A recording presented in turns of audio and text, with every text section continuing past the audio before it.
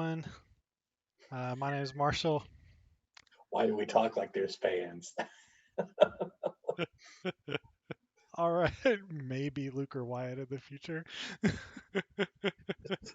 This is what your father did Wednesday when he was like, "Get out! I got work to do." Right. As y'all probably know, I'm Marshall, and that's just and Welcome, and welcome to a weird Wednesday, weird weird time in the world. dude. It is a weird time in the world. I know we didn't necessarily start this thing for social conversations, but we didn't really start this thing to review movies either. It's like today's a weird time. Yeah. I know you've never experienced anything this like this. I've never experienced anything like this. I mean, there was Rodney King, right? That was Right. weird. But I was really young for that. You were really young. I was not necessarily really young, but it was strange times, and Hmm. today's strange times for everybody. I mean, it's like the whole race and social injustice thing is really difficult to comprehend. But you do that on top of people having been locked in their homes for the last 3 months trying to stay away from a killer virus. That's a pretty interesting combination, you know? Yeah, it's been a really weird year so far. Oh, 2020s.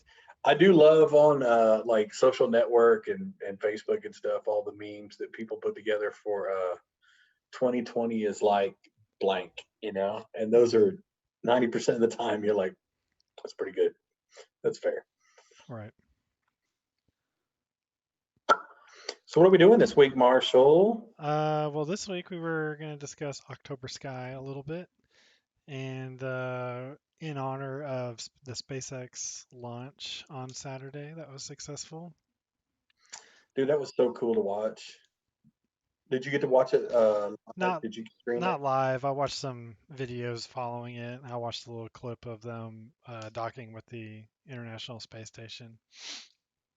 Yeah, I would say the only struggle, especially for those of us that have become addicted to instant gratification, is that there's a really long build up, to the launch, right? And which we saw last Wednesday. We built up to the launch. We made it all the way to like 11 minutes till they were going to launch, and then there were weather problems that they didn't think it was safe, so they shut it down. And once they enter that fuel window, it's not like you can just keep pumping fuel in it and be like, "Don't worry, sit on it, give it a couple hours, and we'll launch this thing." It's like you got to go. That stuff's just way too unstable, and you got once you start pumping it in, you got to go. And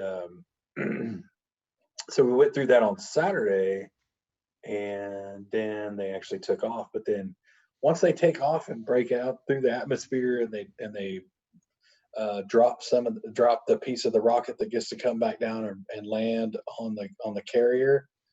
From there, there's a pretty big gap in the action, right? Right. Uh, Absolutely. I think they said it was something like it took like 8 hours, even at that ridiculous speed they were moving. It took like 6 or 8 hours before they could reach the space station to where they could attach. So it was almost like there was two episodes, right? There were Yeah. two activities, but I did get to see both of them. It was pretty cool. Um, it's man, you gotta give it to SpaceX and Elon Musk and the civilian side that figured out how to, for a reasonable amount of money, actually launch people into space with a rocket that can be reused. It's pretty impressive. Yeah, that's the super cool part. I mean, to put this, in context for potentially Luke and Wyatt, everything was always just jettisoned and blown, burned up in the atmosphere. And now, what took SpaceX so long to kind of get to this point was they were testing and figuring out ways to get the main rocket parts to just land themselves after use. Yeah, They come back down to Earth and land on a barge completely remotely, and it's just spectacular. Like that was always cool to see, kind of the lead up, like, oh, they finally had a successful Hmm. landing, and you get to see the video of that, and then they would have one that was unsuccessful, and so it's a really big deal that they made it to the point where a completely new technology had, a new advancement in rocket space Yeah, flight technology. I agree. And I think one of the really cool, I mean, like we had the space shuttle, right? But even the space shuttle was strapped to three rockets, and one of Right. them being ginormous. The main rocket was huge. But all those things were stripped off. The two side rockets would fall and they'd burn up in the atmosphere on the way down, and then the giant, looked like a big orange tank, that it was really strapped to because the space shuttle wasn't small and it was heavy. Um, when that thing, when you detach from it, that thing didn't float down to land safely and be reusable. It burned up, and millions and millions of dollars, even even after we got past the days of the true rockets. Hmm. um, what a lot of people don't realize is space travel, right up until the space shuttle, and then of course SpaceX was, you put a capsule on top of a really big rocket and shot it into space, and as it was going up, pieces peeled off that you didn't need anymore as they ran out of fuel and quit doing their job effectively, and ultimately you had 10% of what you launched was what actually returned to Earth. And so now, with a little bit of ingenuity, a lot of ingenuity, Hmm. um, by not even NASA, by a commercial company, Tesla, more or less, they figured out how to let some of that fall down to the Earth safely, land, and be able to be reused, which is the only way in reality that space travel is ever going to be even affordable to the ultra rich, right? Is figure out how to reuse some of these parts. And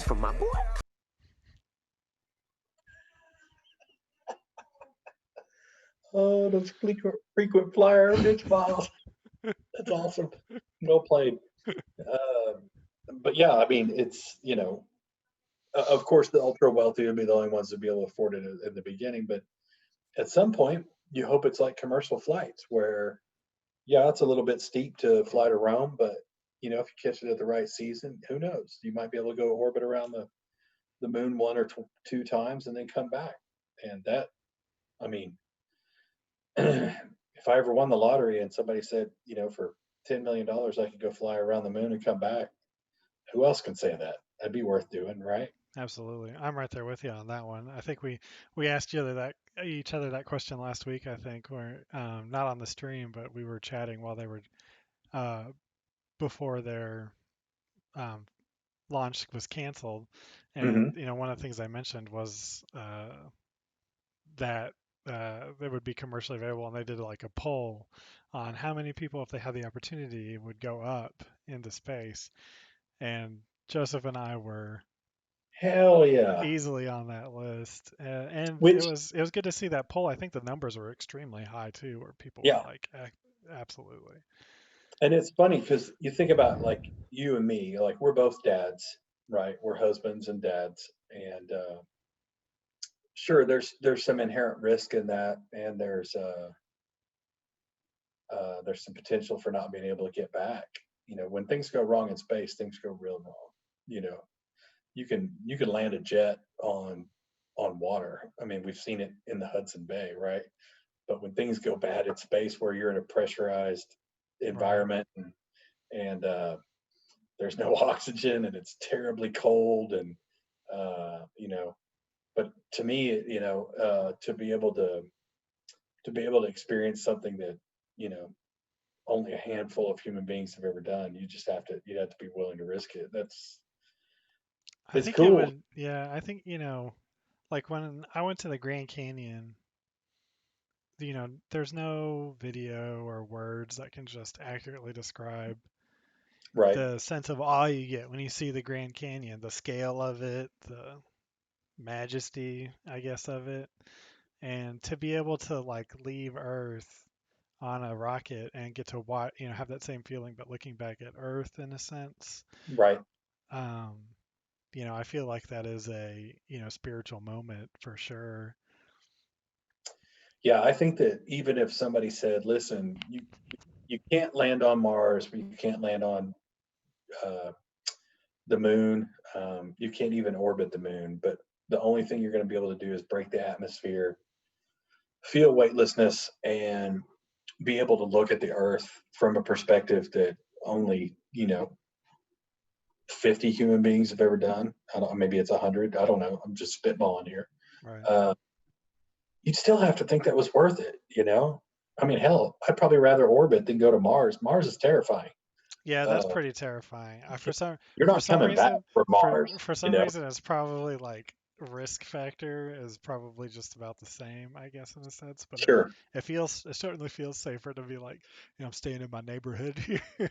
Yeah, I mean, I think you still have the risk. You still have all the fire and the flames and the propulsion and the speed and all the things that could go wrong, and you have reentry and things of that nature. But um, we've been to the moon. We know how to get to the moon. We know how to get back. You know, even though we've had some bumpy trips to and from, but uh, we don't have any experience going to Mars and getting back. So that's that's a little terrifying. You know. Thank you, dear. Super terrifying. But Um, um, but in such a thrilling way that even if somebody came up and said, "Hey, Marshall, I know you're in your mid 30s and you live in Lubbock, Texas, with a wife and a kid. Would you like to go to Mars?" You know, may have to go talk about it over with the I'd wife, have to but think about it. I'd be hey, no, like, it's definitely not a no right off the bat, no, right? It's like no. it's like, well, let me dive into this. How long would I be gone? And yeah, Mhm. you start trying to figure out the logistics before you don't just say no. Don't lie. Don't lie. What Marshall does is he would have to open up his spreadsheet with his pros and his cons on it and get to clicking. Probably. So speaking of space, um, so Marshall and I were really excited about um, the whole SpaceX thing, and we actually last week didn't plan on even kind of really reviewing a movie. We talked about one with one of our viewers, but we ultimately were so inspired by the whole SpaceX endeavor that we kind of went we we threw back into the past and found a movie from, was it 1998, I believe. So it's 99. 22 years, 99, so it's 21 years old. We went back and watched October Sky that I'd never seen it before this week, before we watched it for this review. But I will definitely say I was pleasantly surprised with how the movie turned out. Yeah. Uh, it's it's just a really well done movie, and it accomplishes its goals. Hmm. Um, I was thinking about it while I was watching October Sky. I felt like in some of our past discussions on movies, I've tried to, when I take my notes and stuff, I've I'm trying to do something that I'm not, which is like being a little bit more analytical of movies and trying to figure some stuff out that maybe I wouldn't notice before. And Hmm. this time I was watching the movie and I completely just didn't.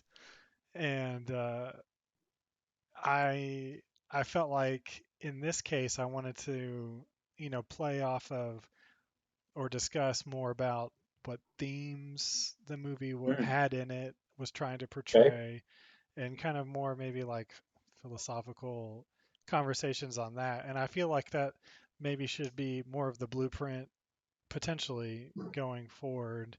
I like that. I felt like we did that really well with Ex Machina, and it was a lot more fun, and I'm a lot more expert on my own opinions, so I can dive into those. I think a lot more when it comes to like the themes that the movie's portraying, the feeling it gets across, what it felt like. In some movies where what they're obviously trying to do and maybe aren't successful with Yeah. in terms of how they want you to feel.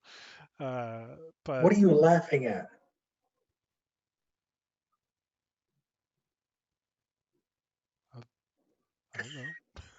That was a sweet freeze, though. I really get. Um, so I think that's how I'm going to kind of go into this one, at least when I talk about it. Um, Okay, but I still like, maybe going through like the synopsis, and then we can just, kind of riff off of the synopsis, kind of go through. Maybe the synopsis isn't such a short blurb, but we just kind of muddle through it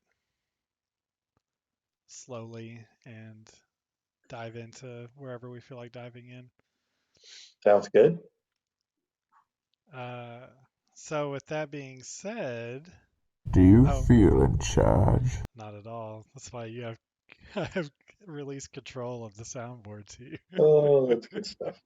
Um, one of one of the first things I thought of though with this movie when I saw that it was in '99, uh, kind of a juxtaposition here. It's the same year that The Matrix was made. No kidding. I did not realize that. That's wow. That kind of puts that in perspective, doesn't it? Yeah, it's just wild to think that these two movies were made the same year. Like one pushing One pushing science such. fiction Oh my goodness. so far forward, and then one kind of like looking back at the beginnings of space travel in the United States. I feel like it's just a really cool Yeah, dichotomy of where movies were at that time. definitely juxtaposed, right? Like you've got the Matrix, which is not based in reality at all, right? It's there's nothing tangible. I mean, Right. as a matter of fact, that's kind of the whole That's premise. literally. The whole premise is nothing's tangible. It's all in your mind. You're plugged into a giant machine, living in a bubble of symbiotic fluid, more or less. Creating energy for these machines, right? You're part of the machine. You know, and on the flip side, being this was about as close as you're going to get to a documentary of what happened in 1957, Right. and they more or less treated it that way. It had almost it had a very dramatic effect, but they were trying to be as true to the story, um, that that story 2 years before it really happened would have been science fiction. Right. You know what I mean?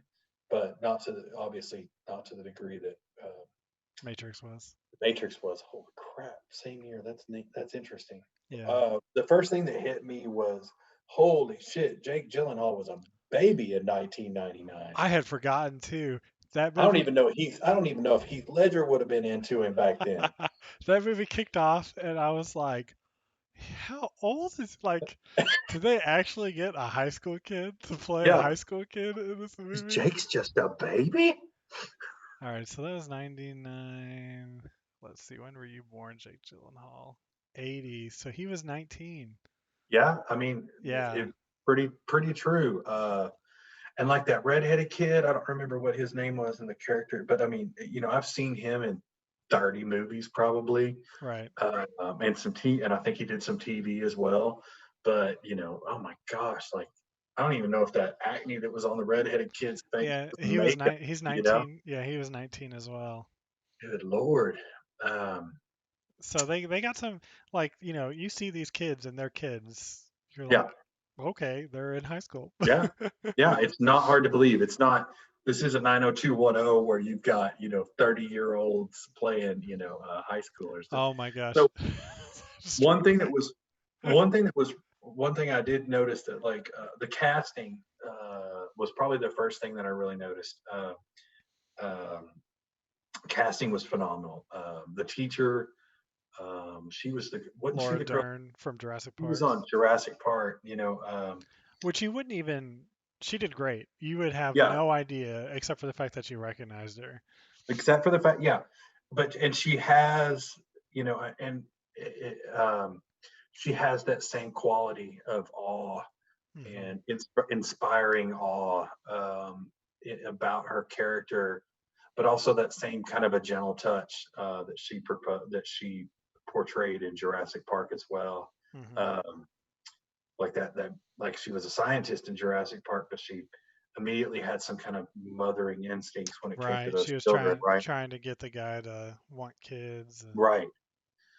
and then to take care of them, and and and then and but that was one of the interesting things about her character in um, October Sky is she's a single lady. She's not a mom, but she has that mothering instinct, and you can see that whenever one of her students is inspired, she went above and beyond. I mean, above and beyond to try to continue to inspire them and get something out of.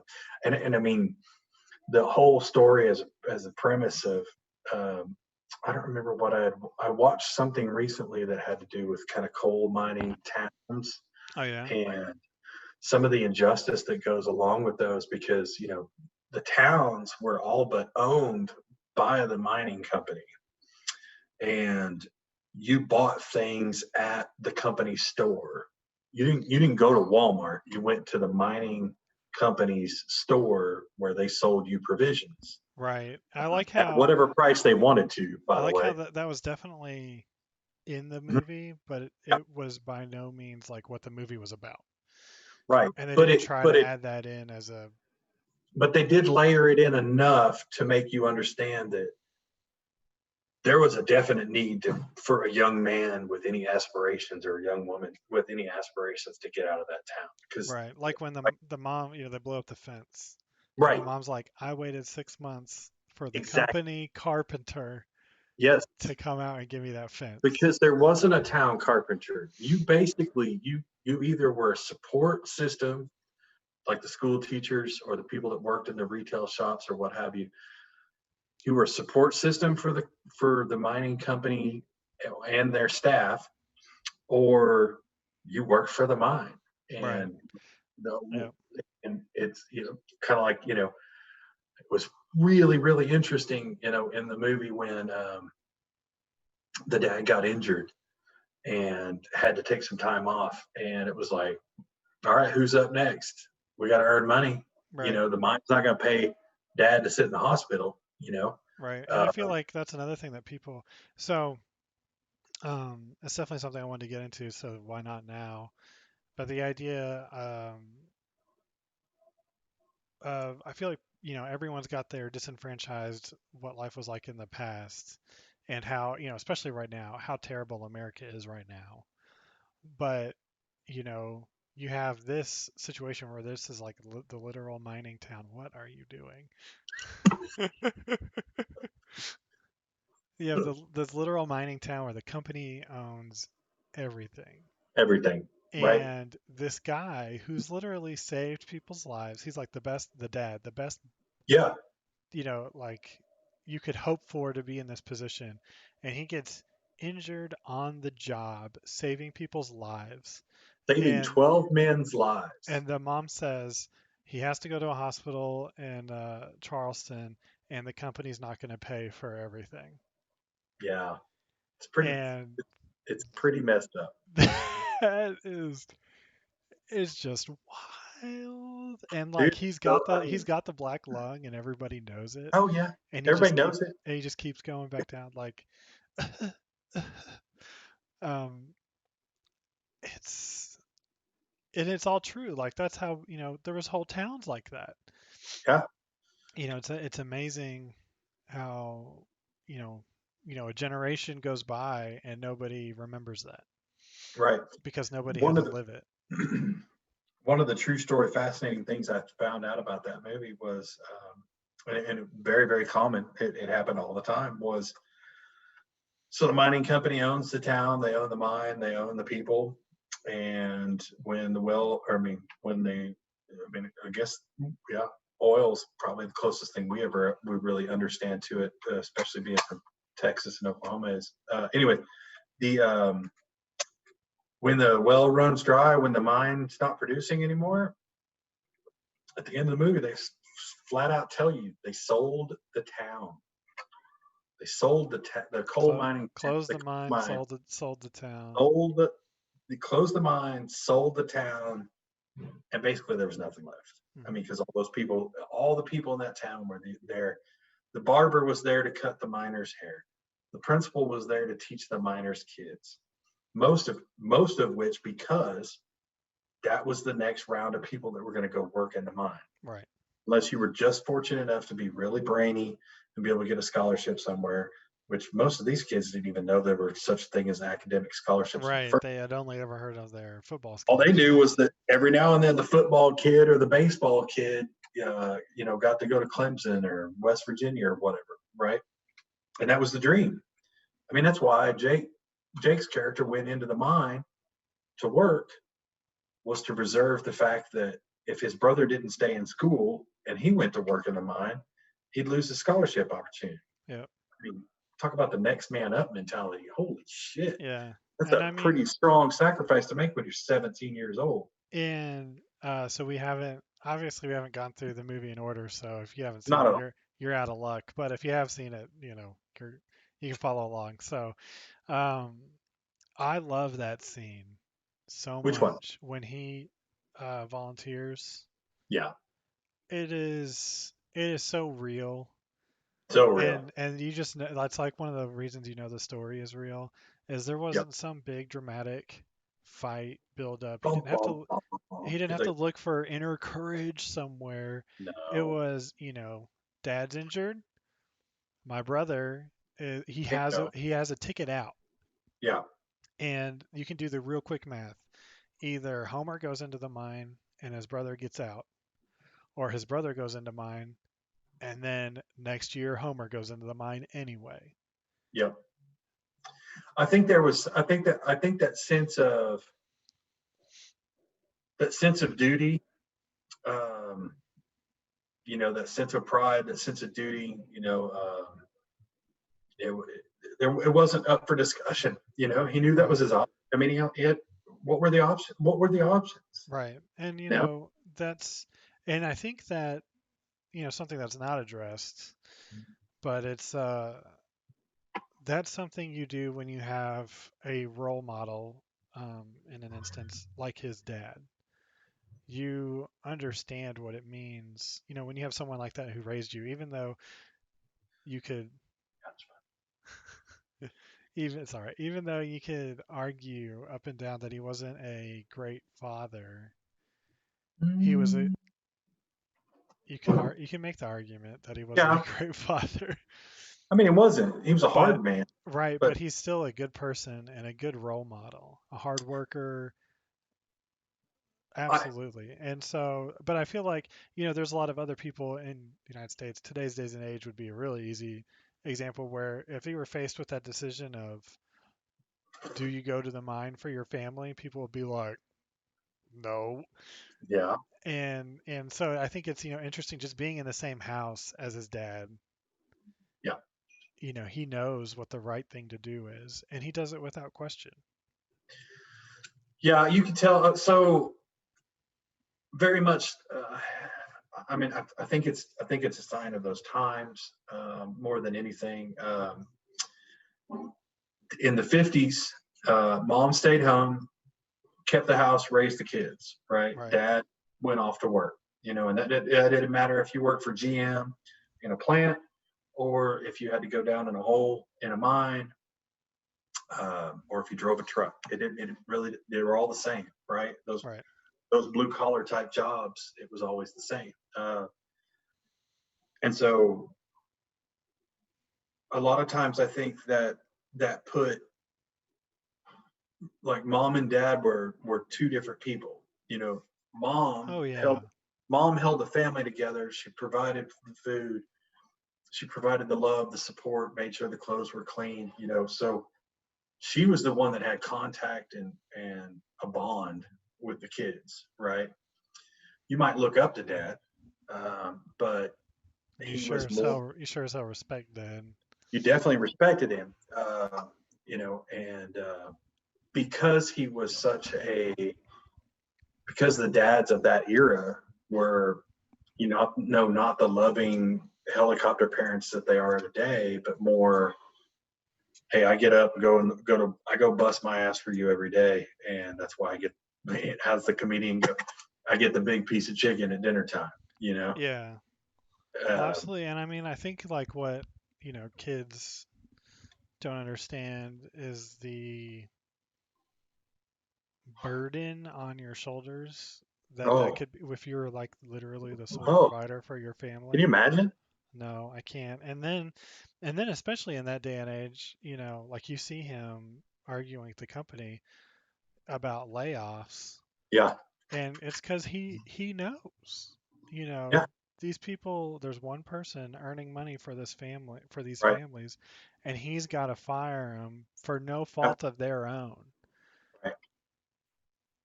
Yeah, I mean that's the thing. You know, back in those days, it's like, well, if we have to let Todd go, you know, Todd's wife doesn't work, you know, and I know we pay them, so it's not like they're sitting on a big stack of Right. savings.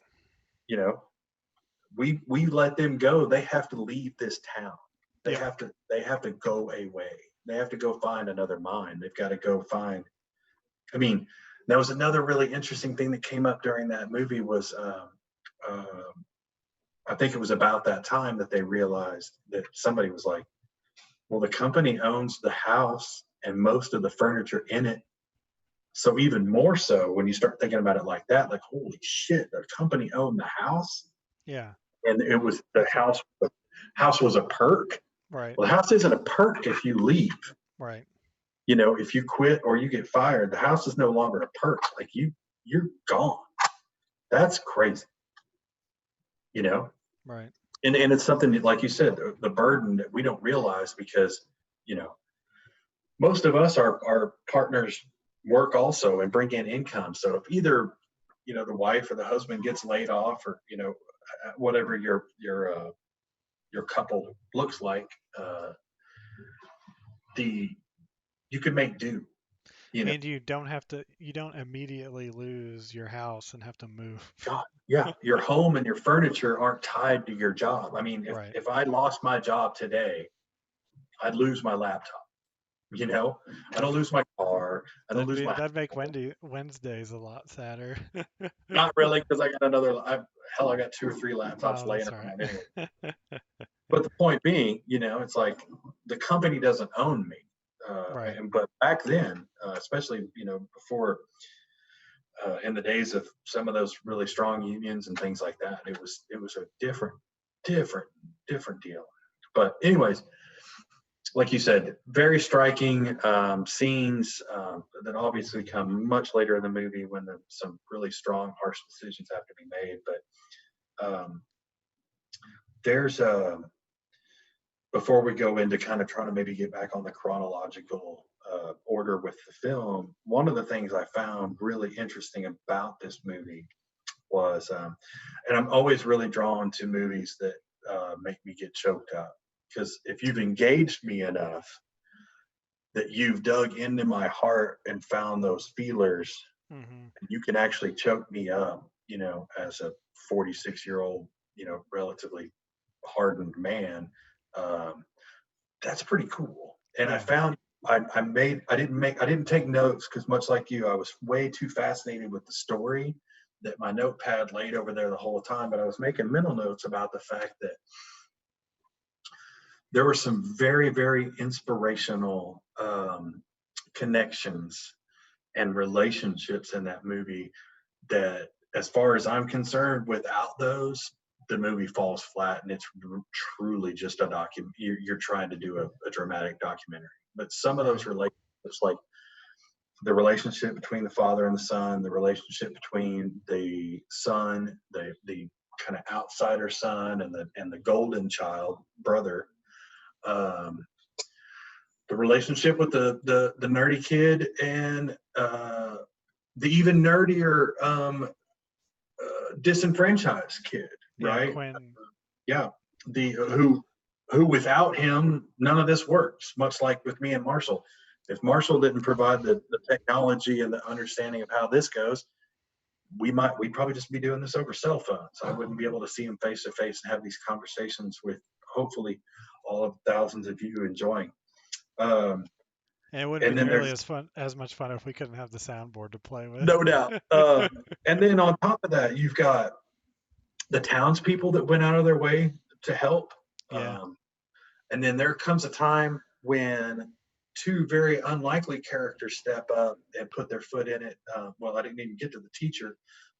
who was phenomenal. That relationship, that bond, is pretty special as it's delivered in the movie.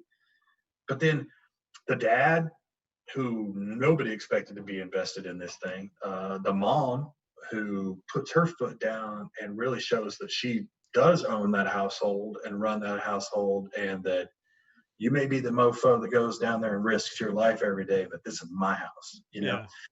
and these are my kids, and this is my family. And if you don't do what I need you to do today, I'll drag on, and you'll Hmm. have to figure it out.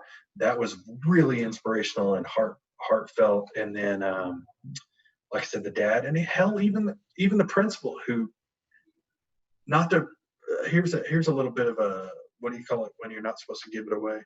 Spoiler. Here's a spoiler alert. Principal's a dick all movie long until until these kids prove until they prove their worth, and then he's like, holy crap, these kids are for real. I'm going to get behind them and support them any way I can, and he does a good job of it. So, all those relationships. I mean, beyond the story of, the base story is kind of cool. I mean, it's unique. Um, Four white trash kids from a coal mining town ultimately end up with scholarships to college, Yeah. for something academic. And these four kids, you are made to understand real quickly in the movie, are not academic geniuses by Right. any means, you Right. know. Um, but they found something they were passionate about, and then they looked at it as a ticket out of there, out of that coal mining town, out of that recycling cycle of dad goes to the mine, son follows. He goes to the mine, has kids, and he follows. Until the mine closes up and we move to another town in West Virginia that's got a new mine. Hmm.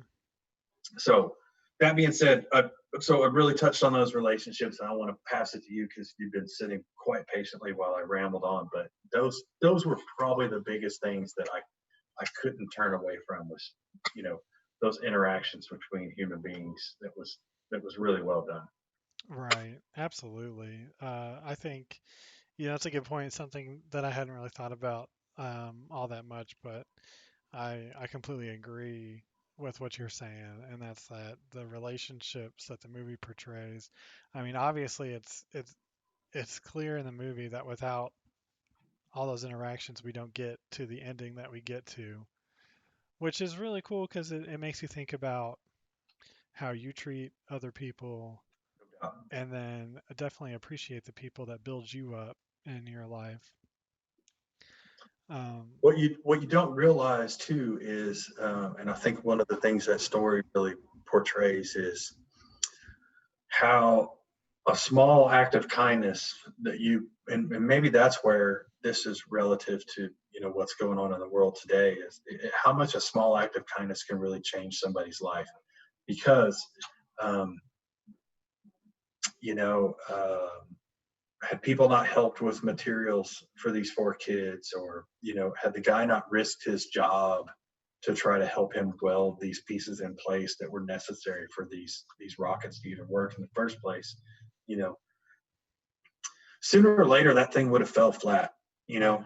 know you take any one of those interactions out of this thing, and sooner or later, I mean, we even you see in the movie, there's even a part where it's all at risk. Something failed, dad got hurt, F it, we're done, it's Yeah. over. And there were lots of opportunities for it to be over, but somebody stepped up. Whether it was the Russian guy who ultimately ends up dying in the mine, or the guy that comes along behind him and helps him mill pieces together to make it work, or you know his dad had to shut down a labor strike to get a replacement part, basically, in our minds, FedExed, to Right. the Indianapolis the next day, or the whole shit falls apart and the Yeah. four kids don't get scholarships and Homer doesn't become a NASA engineer. Yeah. You know, that's insane. It is insane. It's crazy to think about. Oh, spoiler alert, Homer becomes a NASA engineer and trains Uh, people to ride the space shuttle, which is amazing. it's incredible. I love. Equally as incredible, though, all three other kids They all got their graduate. college. They all graduated, and they all had successful careers, although not in space aeronautics. But regardless, you know they every one of them had a successful long-term career that wasn't working in a mine and getting cancer of the lung. It was doing something they cared about and loved, and all of that because of luck, Yeah, dumb and I luck. mean, they were friends with Homer. Hmm. And then there's a great part in the movie where they tell him he's crazy, and he Yeah, goes off on his own. like, all right, And then they realize that we're not going to hang our friend out to dry. And you could basically say because they made that choice to be a good friend to Homer, it altered the course of their lives. And it's just yeah, crazy to and their how kids' lives. your life You know can boil. how many hundreds of people were changed by that one small dream that popped into a kid's head when he saw Sputnik fly over? I mean, every one of those four kids ended up having families. Oh yeah, Those families were completely affected by the choices and the schooling and the education and the careers that they had. And all of it, like you said, was because these three dorks were like, what else are we going to do? yeah, You know, why not? Let's go help our buddy. Because they didn't do it because they thought they were going to get scholarships. That no, was only one person had that dream, and it wasn't in the very beginning. yeah. They didn't even know it was an option at He the didn't even beginning. really realize it was an option until the teacher's like, "Wow, that's cool. You can go to the science fair and win a scholarship." He's like, "Well, okay, cool." I mean, up to then, it was just dream big, do something different. Don't think about the freaking mine or football practice. Right. Oh man. So the first note I wrote down, which I don't have hardly any notes, and some of them I wrote down just now. Was Uh, Jake Gyllenhaal as no linebacker? yeah, he is not. But I said I love the introduction that they gave us to 1960s Coldwood, Hmm. and it's just these. It starts off with Jake Gyllenhaal hopping in the car with his buddies, going to the football tryout, and you're like, you have no idea where this movie's going to end up, but Not a clue. it starts at a football tryout, so you probably, if you Like, really, okay, really blank on it, you're like, okay, is this like Rudy? Is he going to go to the tryouts? right. And, the coach is like, oh, you don't give up, Homer. And you're like, oh, is he, But you suck. is he going to be second, BT Rudy style or whatever? And you're like, no, it just doesn't go well at all. He doesn't make the team.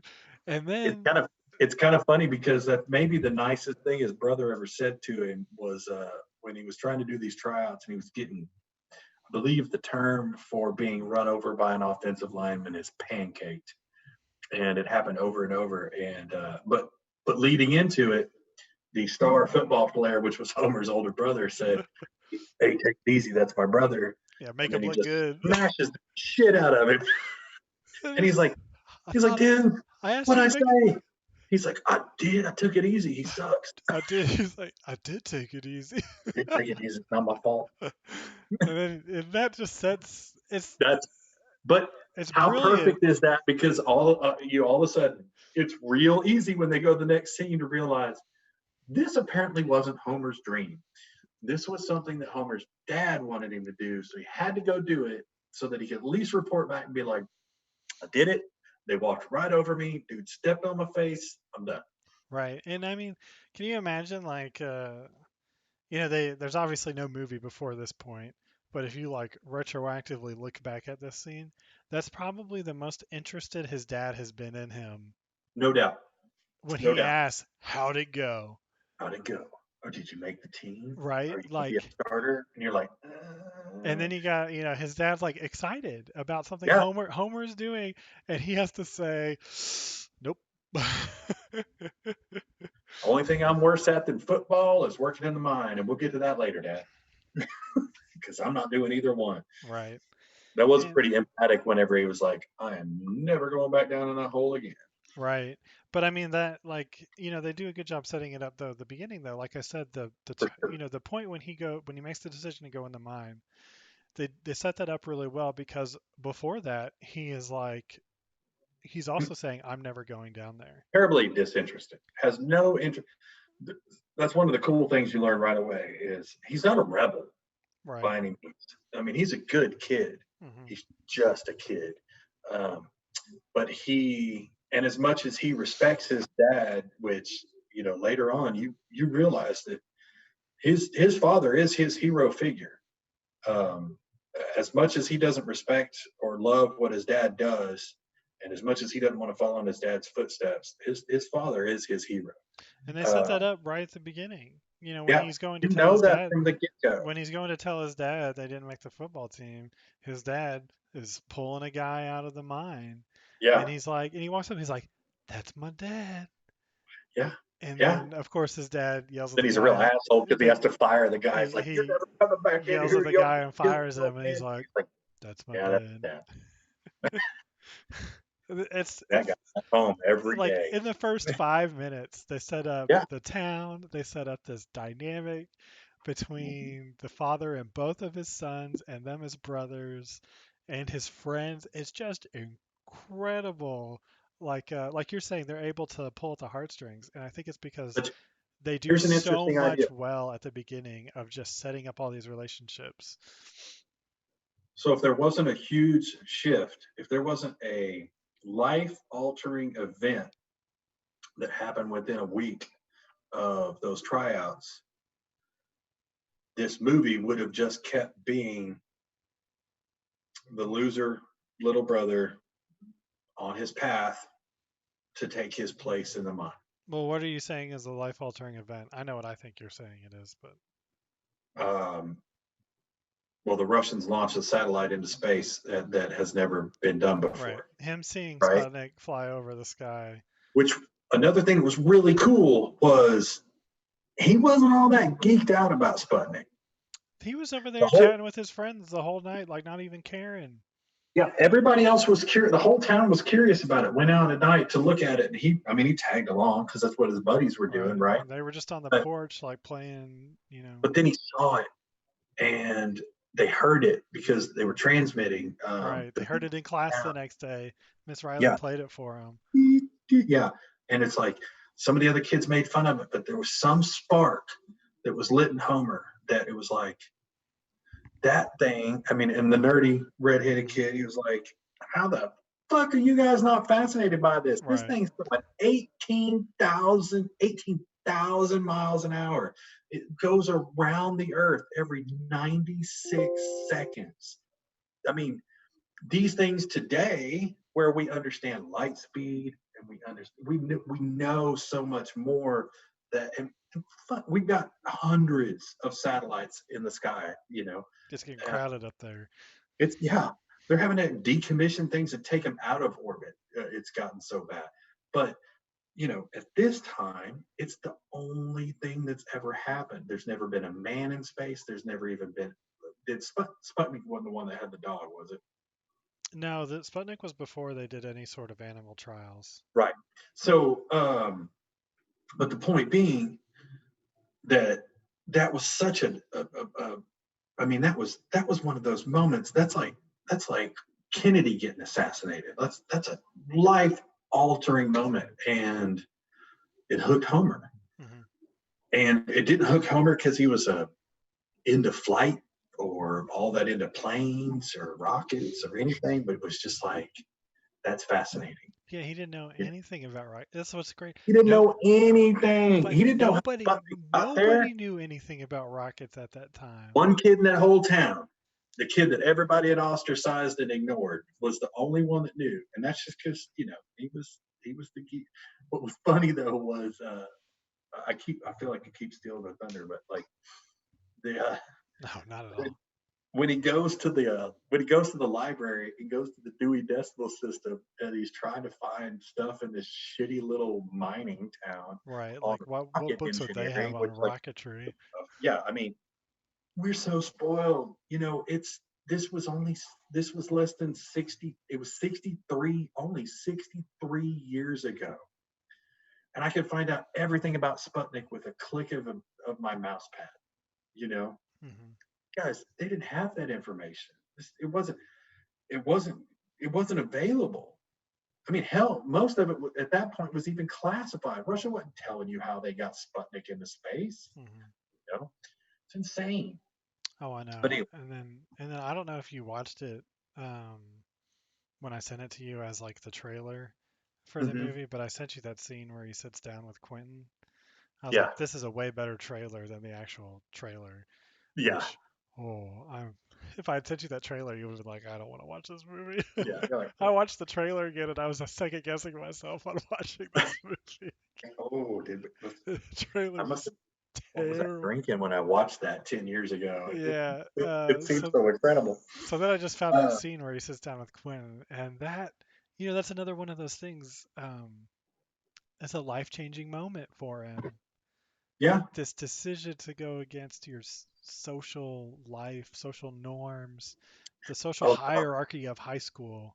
and they said they did such a wonderful job of portraying that too, because so if you haven't seen the movie, Homer, our hero, um, goes over to who ultimately kind of becomes our hero in a way, Quentin, because he's the brains. Hmm. Everybody else is just the willing participants and to some extent the brawn of the deal. But it really comes down to the ingenuity of Quinn is the Hermione of the yeah, of the group. exactly. And so, but Homer, he doesn't have a big social life, but he's okay. He's not a jock. He doesn't have every hot girl in school following him The around. popular But girl doesn't cringe when he he looks doesn't at her. cringe, but she also doesn't. She doesn't swoon when he walks by either. Right.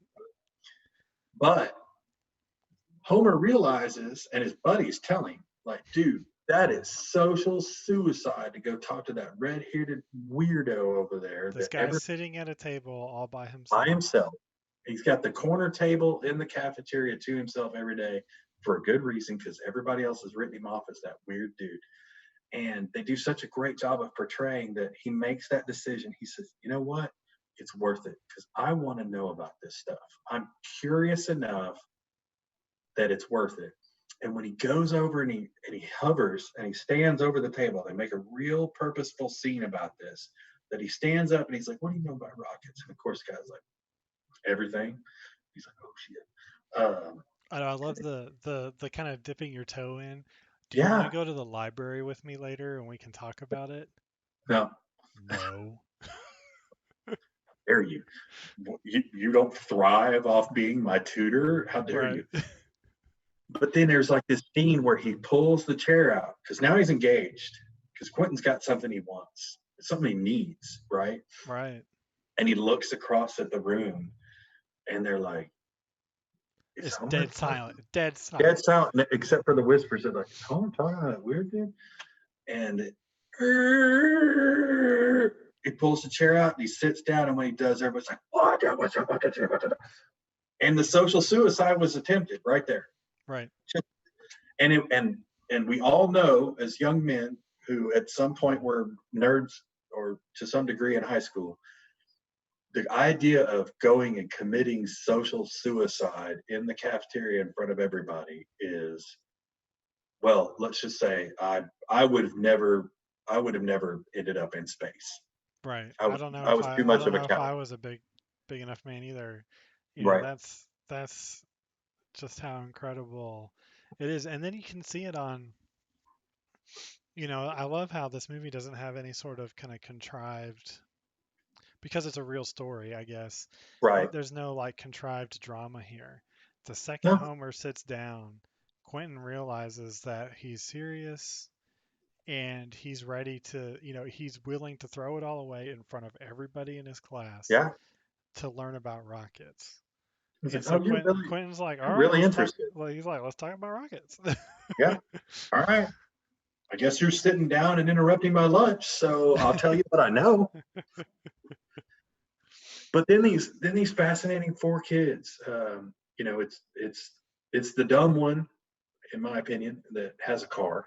So obviously he's on the team, right? Because you need a way to get around. Although Right.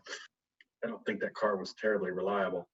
Uh, It wasn't. They end up shooting at it like halfway through the movie. There was the gimped up kid. hmm Man, I'll tell you. Which they don't Okay, even so make a thing out of the fact that he's gimped up. right. No, Like only in a few scenes do you really even see him limping. well, and there was the story about I guess I think his daddy's the reason that he limped. Well, his dad died in the mine. His dad died in the mine, so it was the other kid. So there was a really they kind of build you up to realize that Homer's dad's kind of a dick. He's not a bad guy, but he's a hard man. You Yeah, know, he's a hard man. a miner with two children who's been doing that shit for 30 years and has worked his way all the way up to being kind of the foreman of the mine. Probably not a real soft-hearted dude, right? Right. But there's a scene, and I'll be hmm surprised if I don't choke up about it right now, um, where all four of the boys get in a little bit of trouble. It wasn't something that they really did, and later on they were able to disprove that it wasn't their fault that this thing had happened. But regardless, they all got pulled downtown with the cops, and then they got released. Well, when Homer got released, his dad went and picked him up in a car, and everything was fine. But You they're get your normal stern dad yeah, you lecture as you dumb go to the son of car. a bitch, Yeah. how dare you? You Yeah. embarrass me, all that stuff, right? It's the And first time in it's your life awful. I've ever been ashamed of you. Yeah, it's awful. The words coming out of dad's mouth are pretty hurtful. They're pretty shitty, and it's it's uncomfortable until you see the scene where one of the other kids who has a hard dad, it's actually a The stepdad, stepdad. Was it? is smacking him around and throwing him up against the wall. And I thought um, that they would just drive past and it would be unfortunate. And then maybe you would see the kid the next day and he's all busted up and he's like, I can't help out anymore because dad won't let me or whatever. But our hero's father actually pulls over and gets out of the car with no words. And he goes and he manhandles this guy. And he's like, I find him. If that kid's got a limp, I'm breaking your fucking legs. If he's got a scratch on his face, I'll, whatever. And to the point where he said, you go get in the car. I'm Yeah. driving you home. Yeah, You drunk son of a bitch. Don't let me ever see this again. he didn't even look at the kid. He just said, "Son, get in the car," while he's just staring the stepdad down. And all of a sudden you're like, that's it. He's a dad. hmm You know, he's not, he wasn't the foreman of the mine right then. He's a father. And he knows he damn sure wouldn't let somebody treat his kid that way. Cool stuff, man. Yeah, that scene, and I mean, the actor who played Roy Lee, the son in that case, for the Mm-hmm. most of the movie, his role is a very jokey, and Yeah, I would argue easy to act role. easy. Yeah. And I'd say that kid earned his spot and more with his acting in the back of that car after Mm-hmm. when he got in that car with Homer. I mean that's the scene That's, that I mean, breaks you. That's the scene again, that breaks you. You're just like, yeah. You're like, yeah, damn, you know, and there's something everybody who has even a decent father has seen a moment where their father did something to where you're like, wow, you're a good man. You're a strong man. You're an honorable human being. And I hope I make that same choice one day. yeah, and Homer did that. Homer got to see that in his dad, even though it was very obvious from the beginning of the movie that Homer and his father did not see eye to eye. And they won't see eye to eye all the way through the movie. But that doesn't mean that Homer's father wasn't a dad. Right. That's very well said. I like how you put that. Um, I love so they introduce kind of the story. Homer sees Sputnik in the sky. It kind of inspires him to start playing with rockets. And so the first thing they do is, you know, strap a metal tube to his mom's fence Yes. and blow it up. after she was like, "You guys can go do this, just don't blow yourselves up." Which And I love. 30 seconds into their experimentation, it's like light the fuse, bam, I half a love mile of fence is gone. She's like, "God dang it! literally what I told you not to do.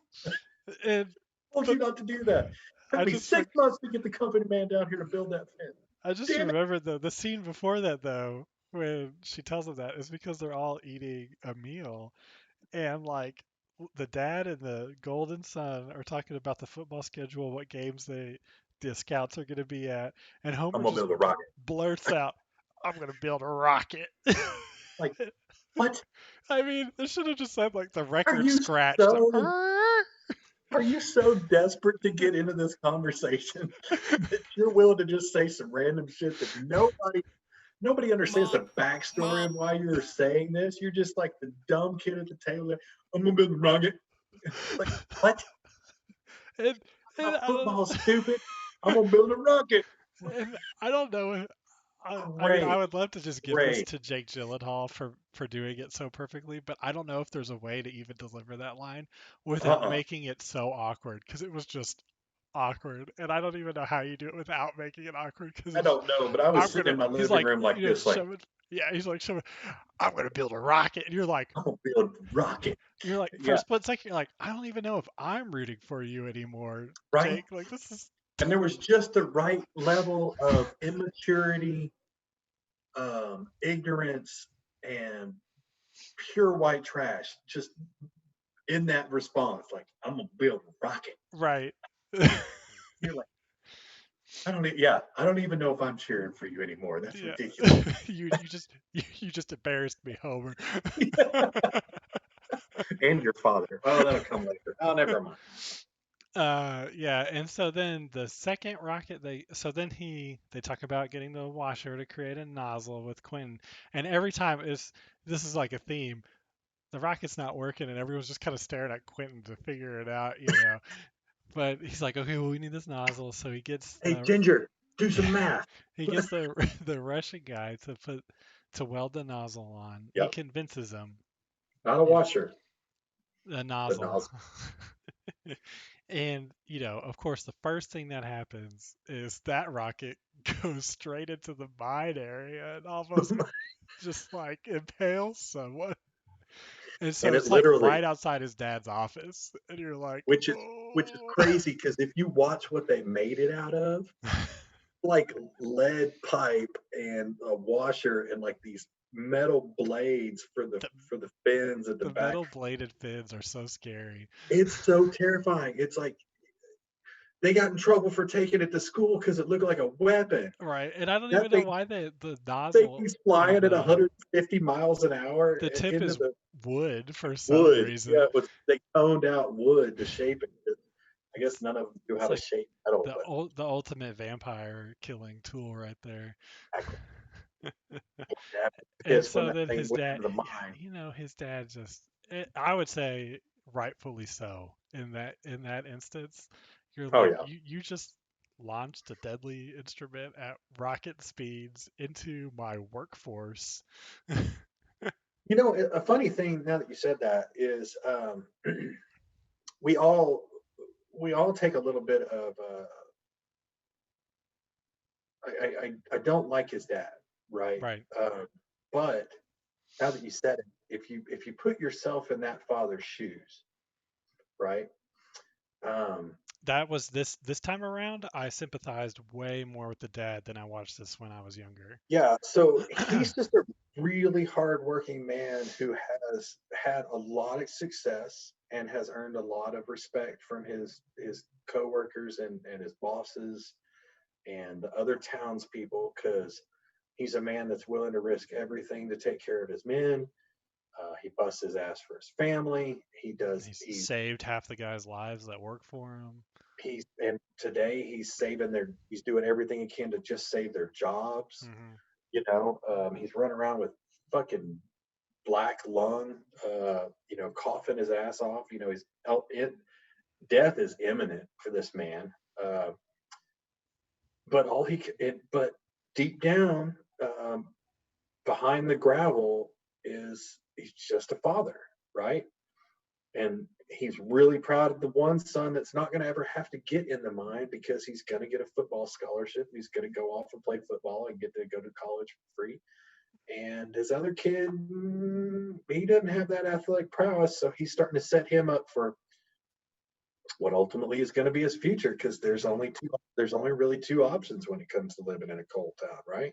You're either going to get out, go get an education, and you know do something with your life, or you're going to go in the mine. And he's going to be proud of his kids, whichever one of those two paths they take. It's only whenever one of them takes a little bit of an odd path that, let's be honest, it's not because he doesn't want good things to happen for his son. He's ignorant to the idea that it can provide the results that the son wants, Yeah, right? that's a good way of putting it. Yeah, and then so that's the wonderful scene where he's like, don't you ever do this on company property again. And No problem. so the Homer comes around, and so they find like, well, I guess we'll walk the 8 miles off of company Hmm. property, and that's when his friends initially say, nope, Nope. I'm out. It's a whole Uh, lot more fun in our backyard than having to yeah. hunt 8 miles.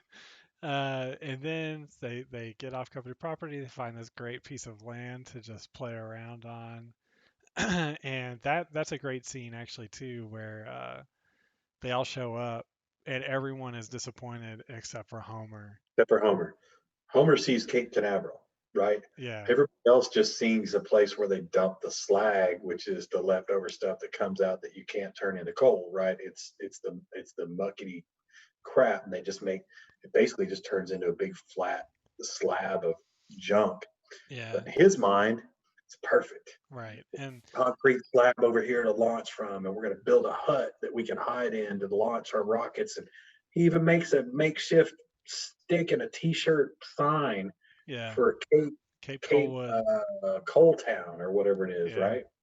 And I love how they gave that scene to Quentin where Jake Gyllenhaal runs off and they show Quentin like realizing that, you know, there's something special about Homer. Yeah. That's when it's again, it's just fantastic. The whoever directed this movie, I feel like did a great job. It's not Because it's not a visually. A lot of the movies that you and I have reviewed or talked about, a lot of the movies I really get hooked on are just visually the impressive, rock, the right? Rocketeer, nice. But the Rocket Boys, there was nothing visually attractive about this movie at all. As Right. a matter of fact, they did a really good job of, I think, the fact that it was so unattractive. Every scene, every car, every house, the coal mine, even the rockets themselves were so rustic and so unattractive. Everything's gray, everything's drab, everything's flannel.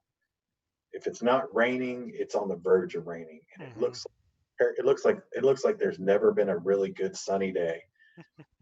But without that sense of dreariness, you wouldn't understand the deep seated desire to escape. Right? It would be like It'd be like if you filmed a prison movie and you made it really bright and shiny, and the library was really well equipped, and all the guards were really Yeah. nice. And Like when they when got to go outside, they had a garden. like in every movie that's like has a cop movie, they have this Mhm. like amazing downtown office with these like glass cubicles and Exactly. it's just No, you also need that. under. You need that dirty, filthy place with old 50-year-old wooden desks with papers stacked up too high, and old broke down computer, and the the really bad mini blinds on the chief's office that slap around when you open the door when he cusses you out because with his instant coffee in the background. It sets the scene, and they did a nice job of using some dreariness Hmm. uh, to give you some even more reason to root for them. Do you remember what the second rocket was called? Was it AUK? They called them Ock, Awk Ock one. 1, Ock 2. They just numbered them. Do you remember what awk meant? They never explained it in the movie, but I actually watched a YouTube video with Homer Hickam, the real Homer Hickam. Get out. No, you didn't. Yeah, where he's talking about That's because cool. they have a October Rocket Festival Oh, okay. every year there now, and I can't remember. It stands for something that is like a kind of a joke of not being able to fly, Oh, how funny.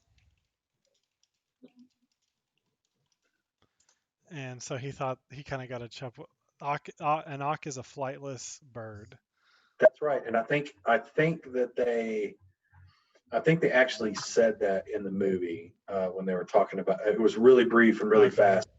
They could have spent a little more time on it, but regardless, um, when Mop, they mop.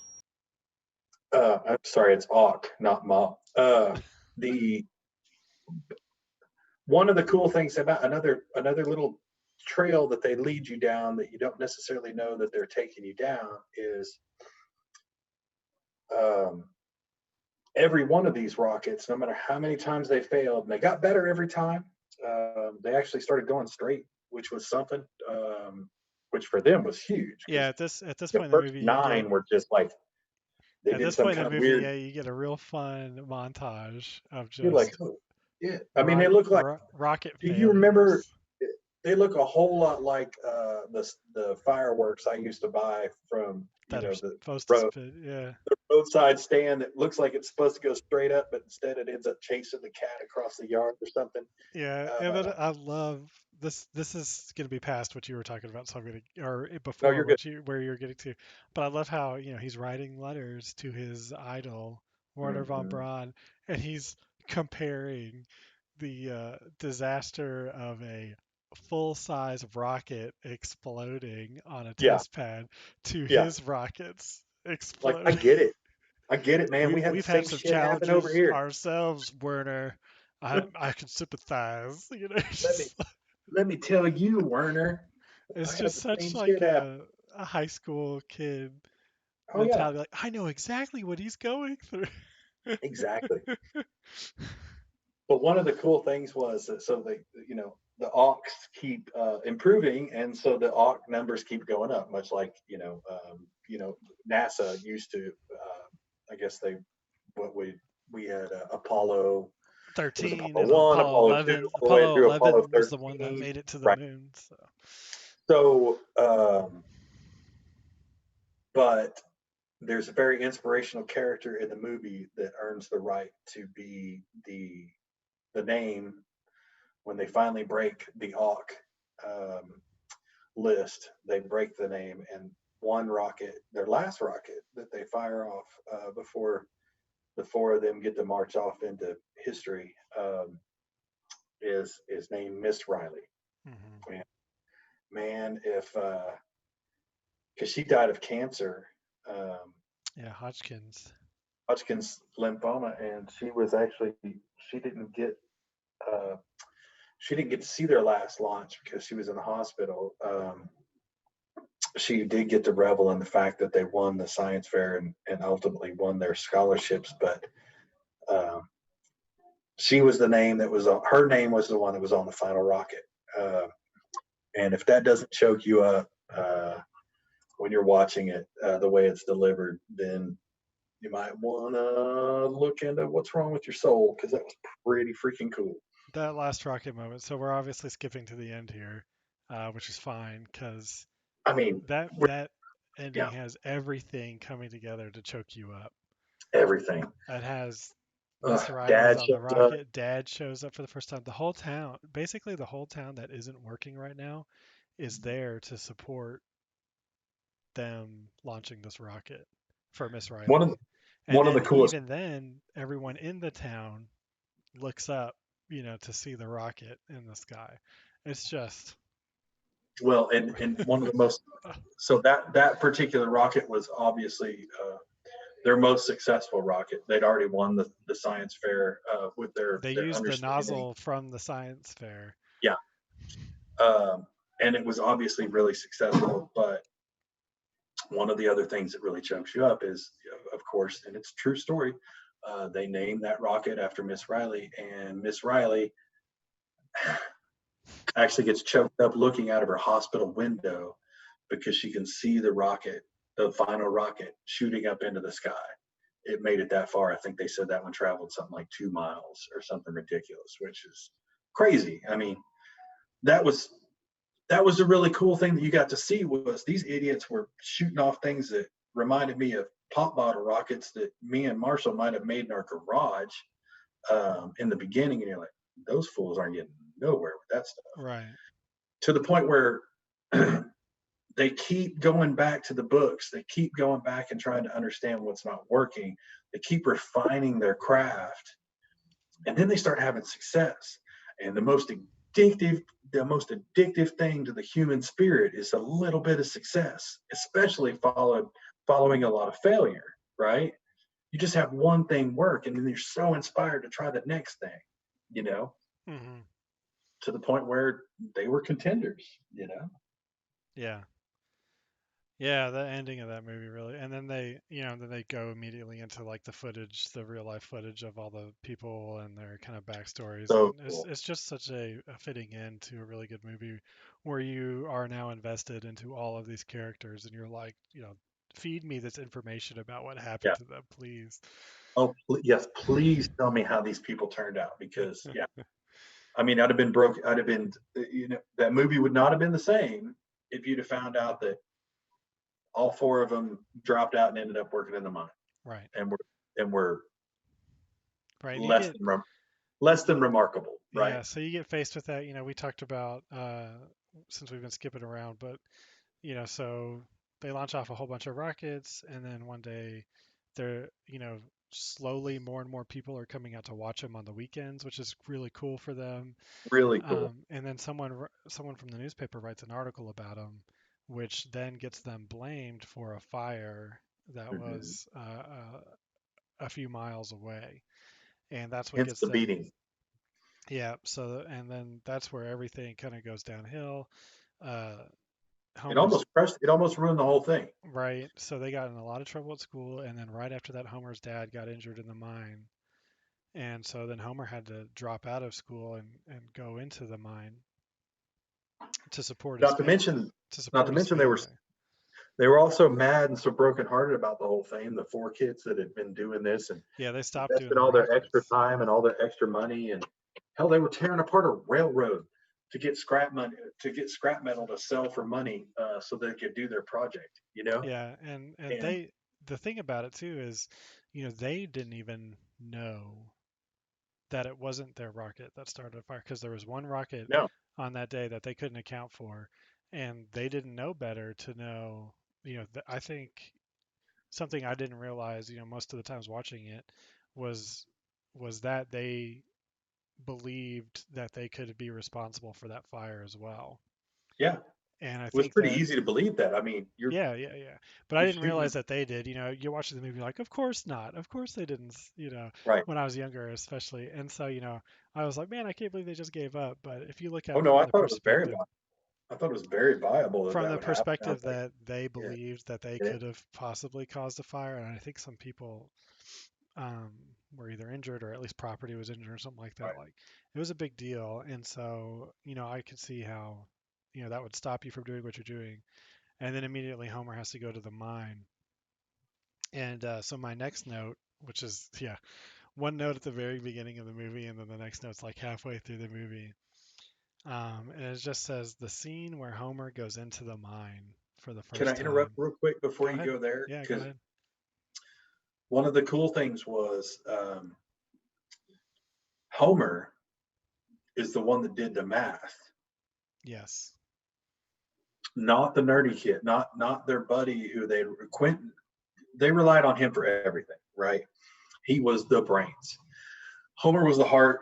Quentin was brains. The other guys were just like there to count down from 10 to 0, right? I mean, obviously they helped with a lot of things, um, but when it came down to it, the person that proved that they didn't set that fire through a very complicated piece of math was actually Homer. Hmm. And Some like Quinn helped, advanced calculus. yeah, and then Quentin helped him prove it, helped him. Hey, I think you're on to something. They threw the numbers together. I'm like, holy shit, we can go find that stupid thing. It's got to still be out there. Right.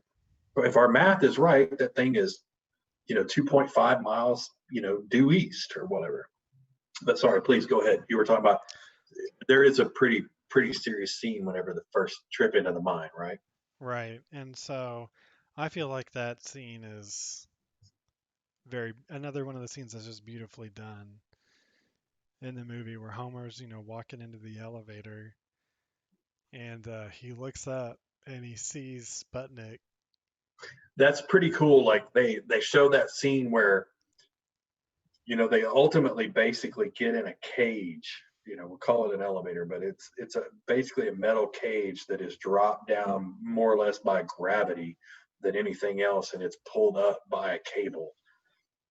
And the top of the cage is perforated metal. It's expanded metal. You can look right through it. It's mostly open air with a little bit of a grate so that you couldn't, large rocks or something couldn't fall in. But he looks up and stares into the bright, beautiful West Virginia sky, and there he goes. Beep, beep, Yeah. beep. Messed up, man. It's Goes like, across, he starts lowering down.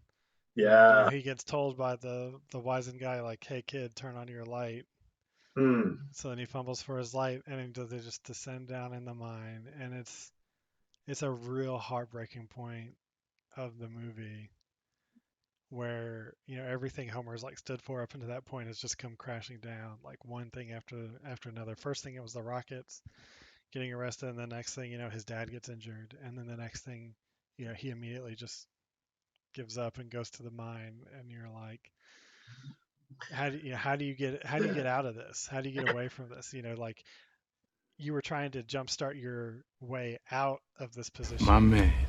and you ended up like accelerating yourself into the very spot you were trying to get away from. Tough. Yeah, that's tough, and Yeah, it's really tough because in that moment in the movie, you don't know what the outcome is, right? right. So you're kind of watching along, and you know, dad got hurt. That was bound to happen. He might lose his eye. He might lose his job. And Jake stepped up and said, or Homer stepped up and said, I'm not going to take this away from my brother. He's got a real shot to get out of here.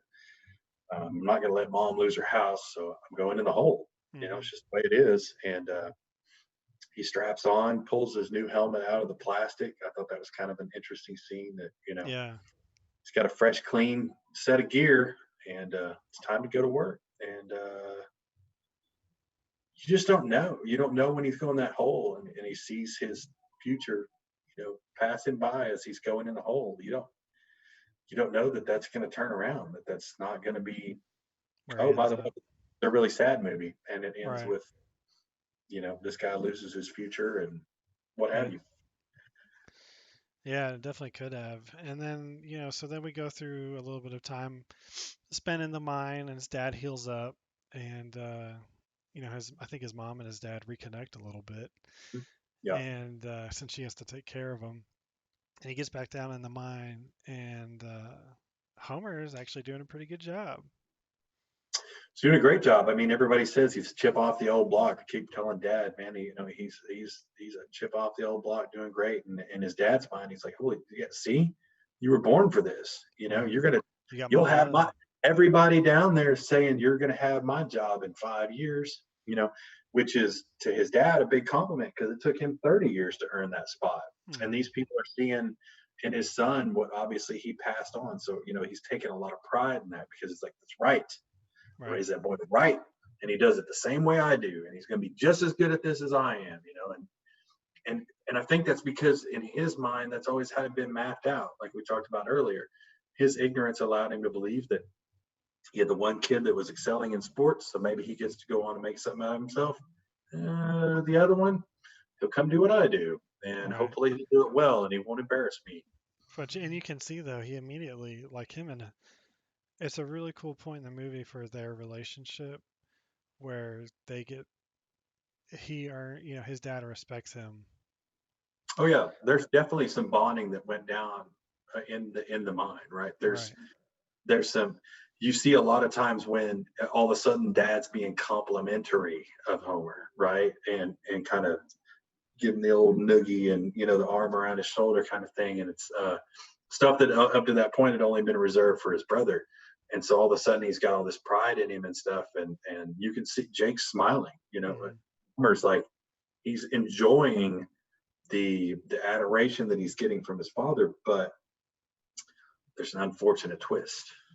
Yeah, and I think he was enjoying it a lot more than what the movie shows. And then I think the movie, and I don't know, how much this relates to how it actually turned around in real life, because they just kind of show Homer laying in bed and all of a sudden deciding to start trying to figure out where that rocket ended up. Yeah, And but before that, they show one of the scenes in the mine, and I don't know if it was directly before that, if it's supposed to influence this or not, but they show like, you know, Homer's working in the mine, and the dad comes and gets him. He's like, "Hey, let's go check this stuff let's go out. look at the wall. I'm gonna Yeah, show you this cool stuff." And he's yeah, showing it off, and then all of a sudden, he just breaks down in this massive coughing fit.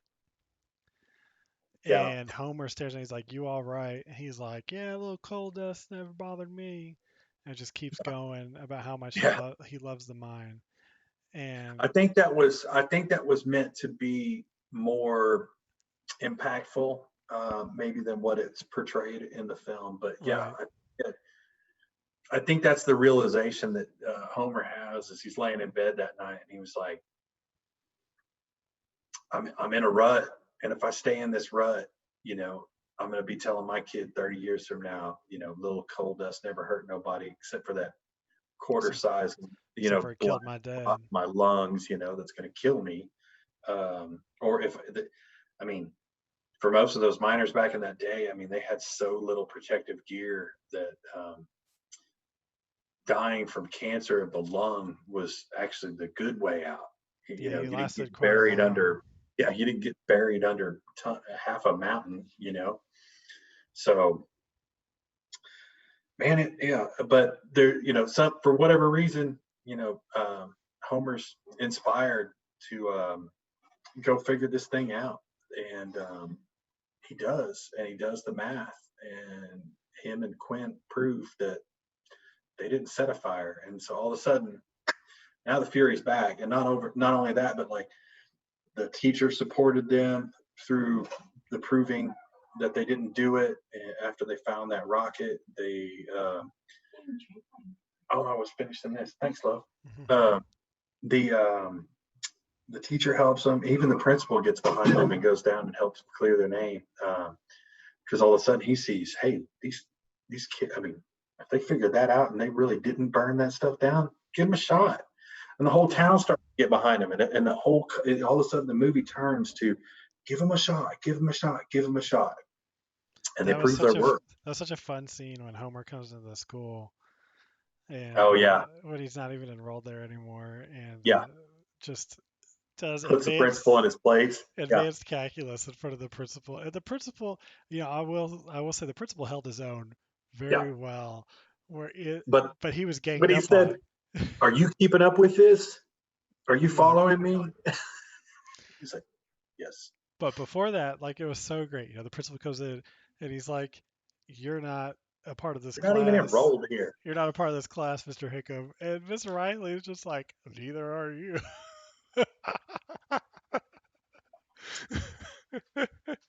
And then he starts, getting into ready to explain his calculus. And the principal's got another great jab, which is, it looks like you've been learning more math in the coal mine than you did at Yeah, school. you got smarter in the mind than you ever did in here. And like, they should Damn. have named. They could have easily named that movie Miss Riley's Boys. Right.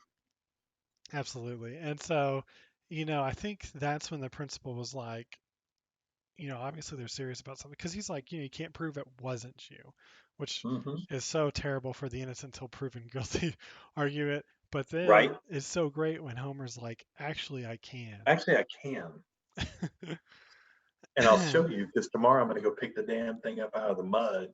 And then if you remember what was so great is, when they went down to wherever it was that they collected what ended up being an aeronautical flare, the principal was with them. He Mhm. was Yeah, invested at that point, and he was the one who recognized what it was.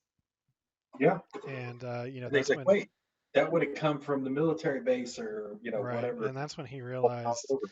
that he was wrong, and he was ready to use his own words and immediately signed Homer back up to be enrolled as a student to get them in the science fair.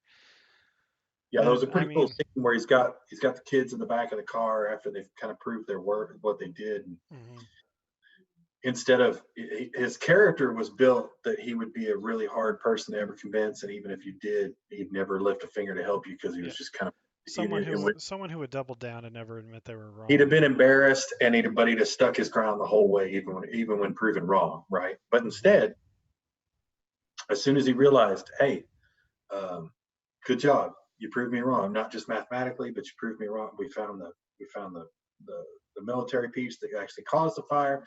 You found the rocket that obviously didn't cause the fire. I'm in. Right, The only way and so by God, we're going down to school and getting you enrolled right now because you can't go in the science fair without it. And all of a sudden, he just it's like a switch happened where he could see the potential in these kids, and that potential meant everything. hmm,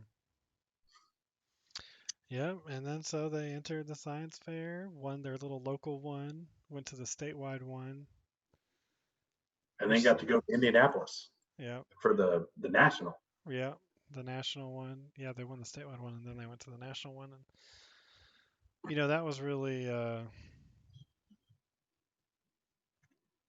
fitting as well, where you realize, everything about this whole town is just so poor when, the Hmm. principal's like, I can we only send one of you. one is one of you.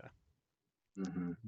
And, that shows little resources the entire community had. It's funny because they even said it. He even went into it because they're like, why? It's bullshit. We all did this. And he was like, dude, we just don't have the funds to send Right, four kids to Indianapolis with the travel costs and the hotels. And, we just can't. One of you guys can go. right. It's disheartening, but um, it also, but at the same time, it still proved their worth. And it also really kind of dug into that bond of those four boys where they were like, if I'd have been Homer, I'd have been like, we got to send the redheaded kid because he's the only one knows how the fucking thing works. But they're like, no. Even the redheaded kid was like, no, Yeah, they all knew it was Homer, Homer. Homer, you've always been the heart of this thing. Right, We've been helping you. You right. know, he's been And running the math and he's been building the shed and he's been pulling the steel off the tracks to go salvage it. But you were the heart, you were the and dream. and you can tell that Homer, the real person, had, even at that age, he had to have had quite a bit of charisma. Yeah, Because everyone liked him. but also a ton of humility. Right. You know, Um, but it's an interesting thought you just gave me where if it was any of the other boys who had gone, including Quentin, and then their he nozzle probably get wouldn't have won. right, they probably wouldn't have won for the presentation, and then Mhm. the nozzle gets stolen, and I feel like any of them makes the call back, like, what are we gonna do? And they're just like, I don't know if you get another nozzle. well, I think, Even with Homer in the town, I don't know if you get yeah, another no, I don't know if I, you I get think, another I nozzle. think considering what had to be, I mean, well, if you remember, um, having the nozzle milled wasn't as easy as just going down to your local steel shop and saying, "Hey Ed, can you mill me out another nozzle?" The the workers were on strike That's from right. the time, and so the only only This was mom's moment. the only machine shop in town that can mill the part that is needed for them to even have a chance to explain this thing and win the science fair is shut down because nobody's working because they're all on strike. Yeah. And the only way to end the strike is dad's got to give in and say, I'll give you guys an extra nickel an hour or whatever the hell it is, but we're Well, getting back to work. the real thing is the dad didn't even have final say, because he's like the middleman between Hmm. the company and Right. the miners as like, the first level of management that's not union. Right. Um, but man, that scene is so spectacular when the mom marching across the picket line.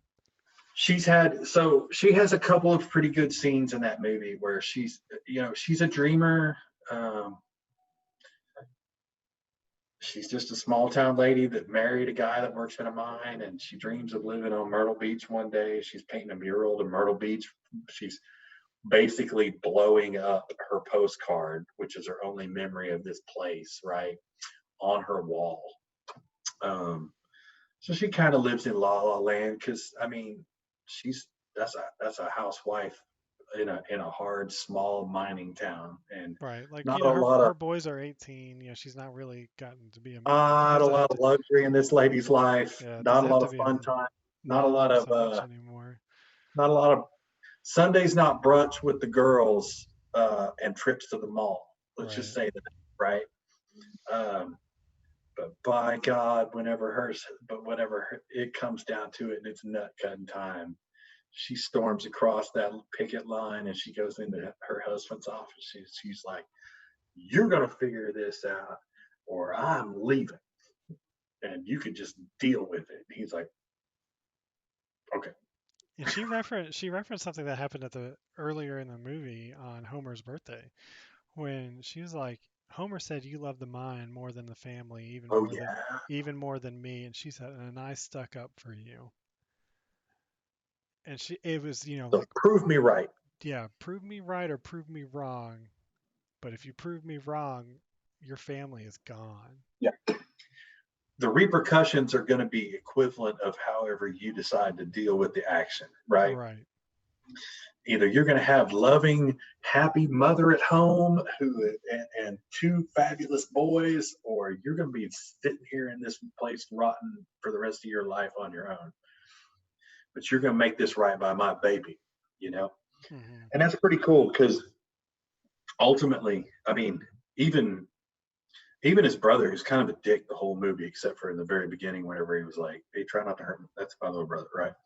Um, Even he cheers him on, in the end, and it really proves the movie's really more about communities coming together and families coming together to overcome things. I Right. mean, honestly, that's what this movie's about.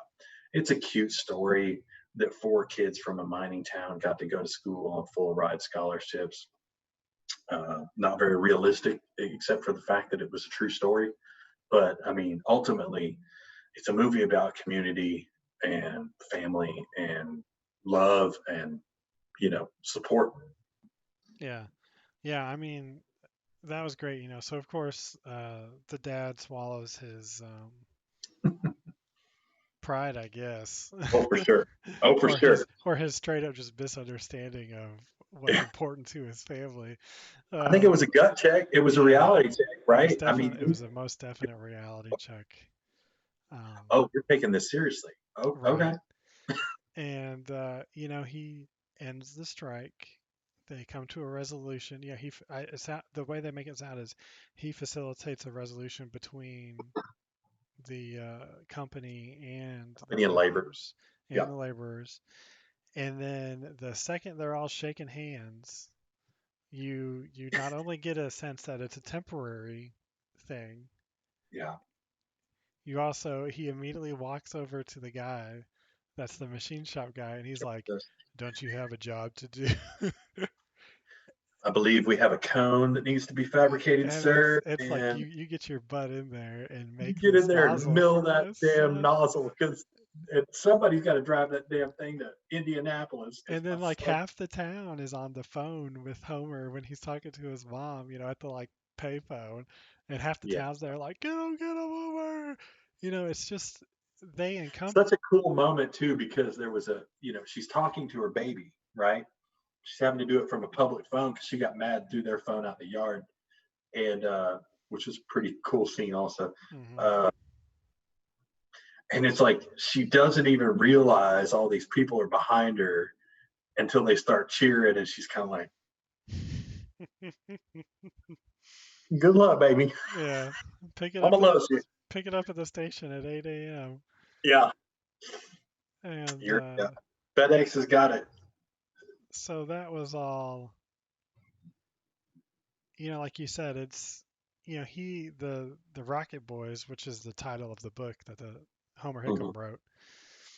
Um, they embodied everyone's hopes and dreams that anybody could get out of that town and Well, and could leave the mine behind.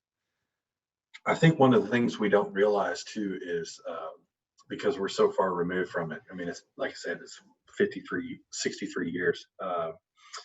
Is the space race, um, and they do a pretty decent job of showing the fear that Mm, came from something so new as Sputnik. It's like, man, the next thing you know, they'll be dropping bombs on us from outer space, or that thing's just a spy plane. It's just circling around taking pictures of all of our military yeah, sites. That, but that fear was a healthy fear because that fear created the space age. It really initiated the space race. Um, all of a sudden, we had to be engaged. yep, You couldn't let Russia have space.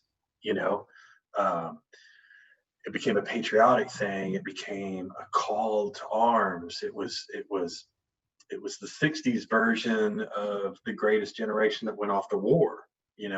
So now it's the Cold War, and there's the chase for technology, and technology is going to keep us safe, right? And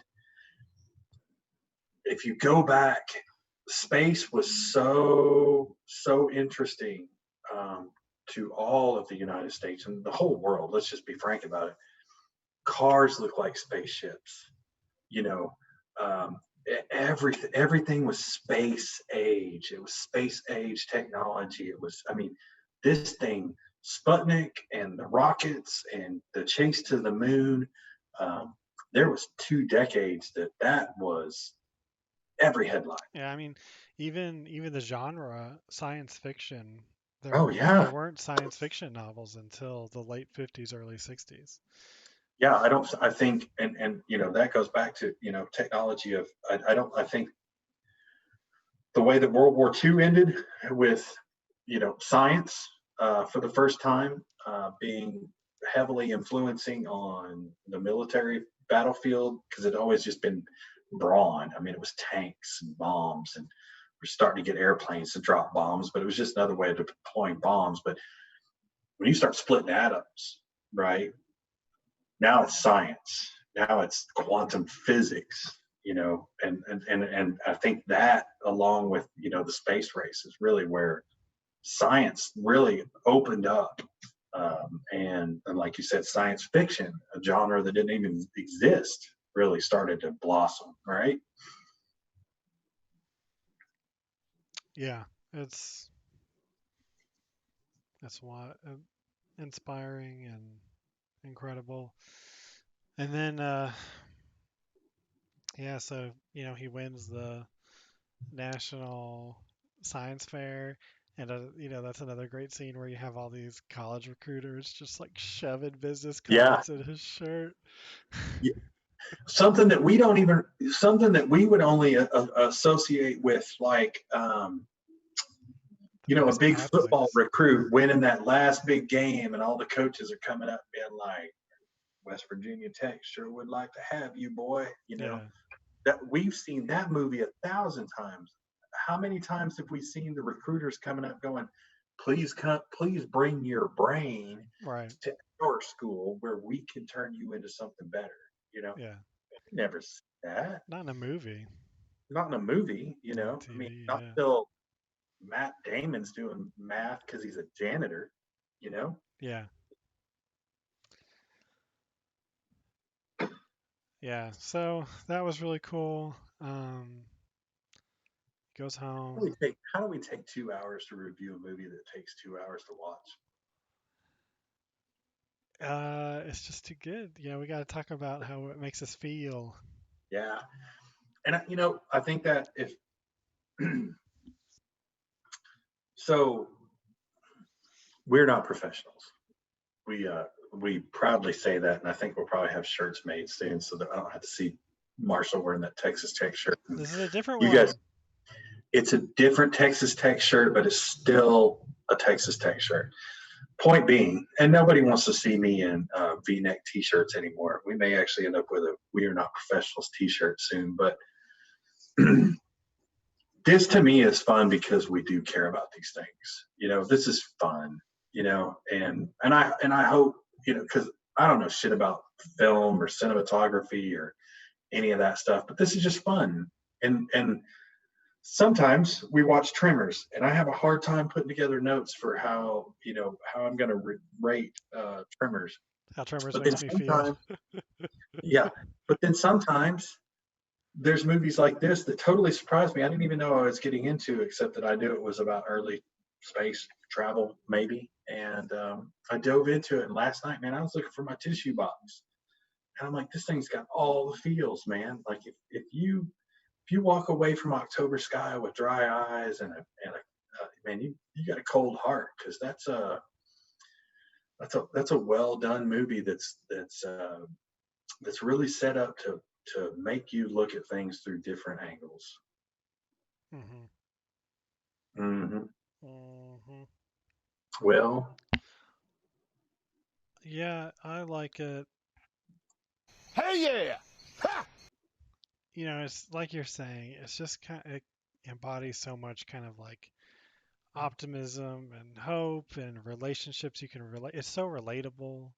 oh Um, yeah, it's just, I'm really glad you watched it. I'm really glad I remembered it. I yeah, think you can obviously see why I recommended it after oh for sure, the SpaceX launch.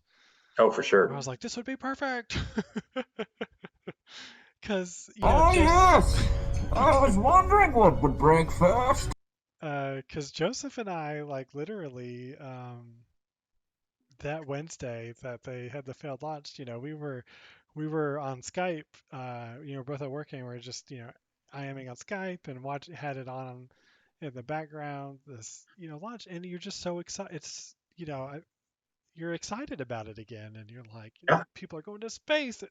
It's amazing. It's man, it's dude, it's weird because I've not been that excited, and of course they did a really good. Well, first of all, not having an American launched from an American pad for over 9 years, that absence, will make it somewhat inspiring all by itself. right, But again, like we started off with the fact that it's a commercial flight. It's not even a NASA sanction. NASA didn't build that rocket. right, Um, it's a commercial flight. They're wearing different suits. We're still flying from, NASA's still doing the flight control and helping them figure out the math on how to actually land this thing. And they're NASA pilots. Obviously, they both of them had flown on the shuttle at one time or another. Um, but I remember the last time I remember paying that much attention to a launching of a rocket was probably the one uh, that blew up. Frankly, uh, the shuttle that we lost, and there was even some of me that was worried about that. It was like, oh oh, yeah, if Elon's rocket breaks up and these two fucking heroes, which they are, um, die trying to do this. I mean, that's a you talk about a setback. That's not hmm, good. So that, and I think because of the fact that space travel is so challenging, um, and more challenging than I think most people realize. I think when you really dial into it, about the fact that all the twists and turns and returns and slingshots and how fucking tight the math has to be able to get two pieces of equipment that are moving at tens of thousands of miles an hour to align, not just in the XY axis, but in the Z axis, and to be traveling at a relatable amount of speed that they can actually link up. Um, Man, I'm an architect, and I couldn't even come close to fathoming that level of math.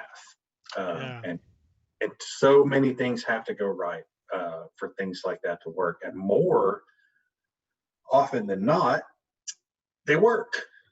Um, we've had more success in space with things like this, with the International Space Station, with launches, with landings, with rockets and capsules returning. I mean, pre-manned rockets, we had a lot of stuff fall apart and crumble right there on the launch pad. But Right. since we started strapping human beings into these things and sending them to space, I mean, as far as I can remember, there was the one space shuttle. Was it the Discover that failed and There was blew the up? Columbia that blew up It was leaving. Columbia. That's what it was. It was leaving, and then there was the Had the bad seals. E one. I can't remember now. There was the one that There was two. there was There's the one been that had two, right? the heat shield was damaged on That's launch, right. and it blew up coming back.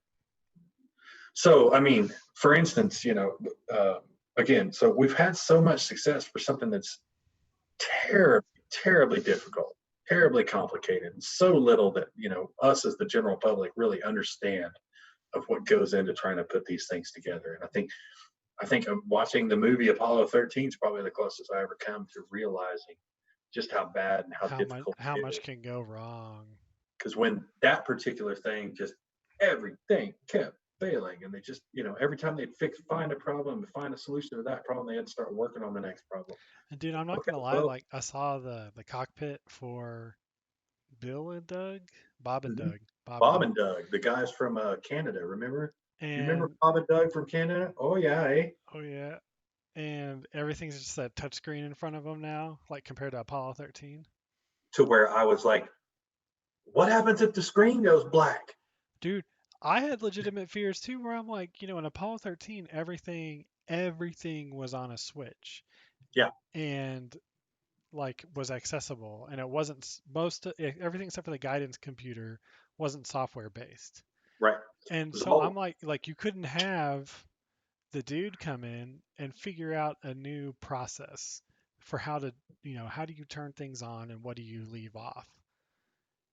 But see, that was the thing though. That machine was so simple. It was like working on a car from the 60s, right? It's like this thing that goes off or on, I could reroute it and grab power from somewhere else and do off and on because that thing's not as important. But like you said, what happens when the 3 iPads that you're staring at go down? Who the fuck's going to fix that? I can't Right, rewire that. right. I don't know how those things work.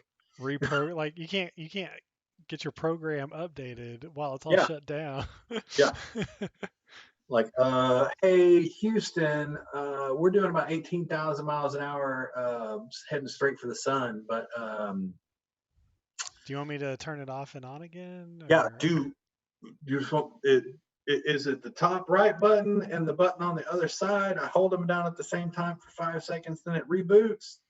You're not even hearing me, are you? Because it's all running through this fucking iPad. It's not working anymore.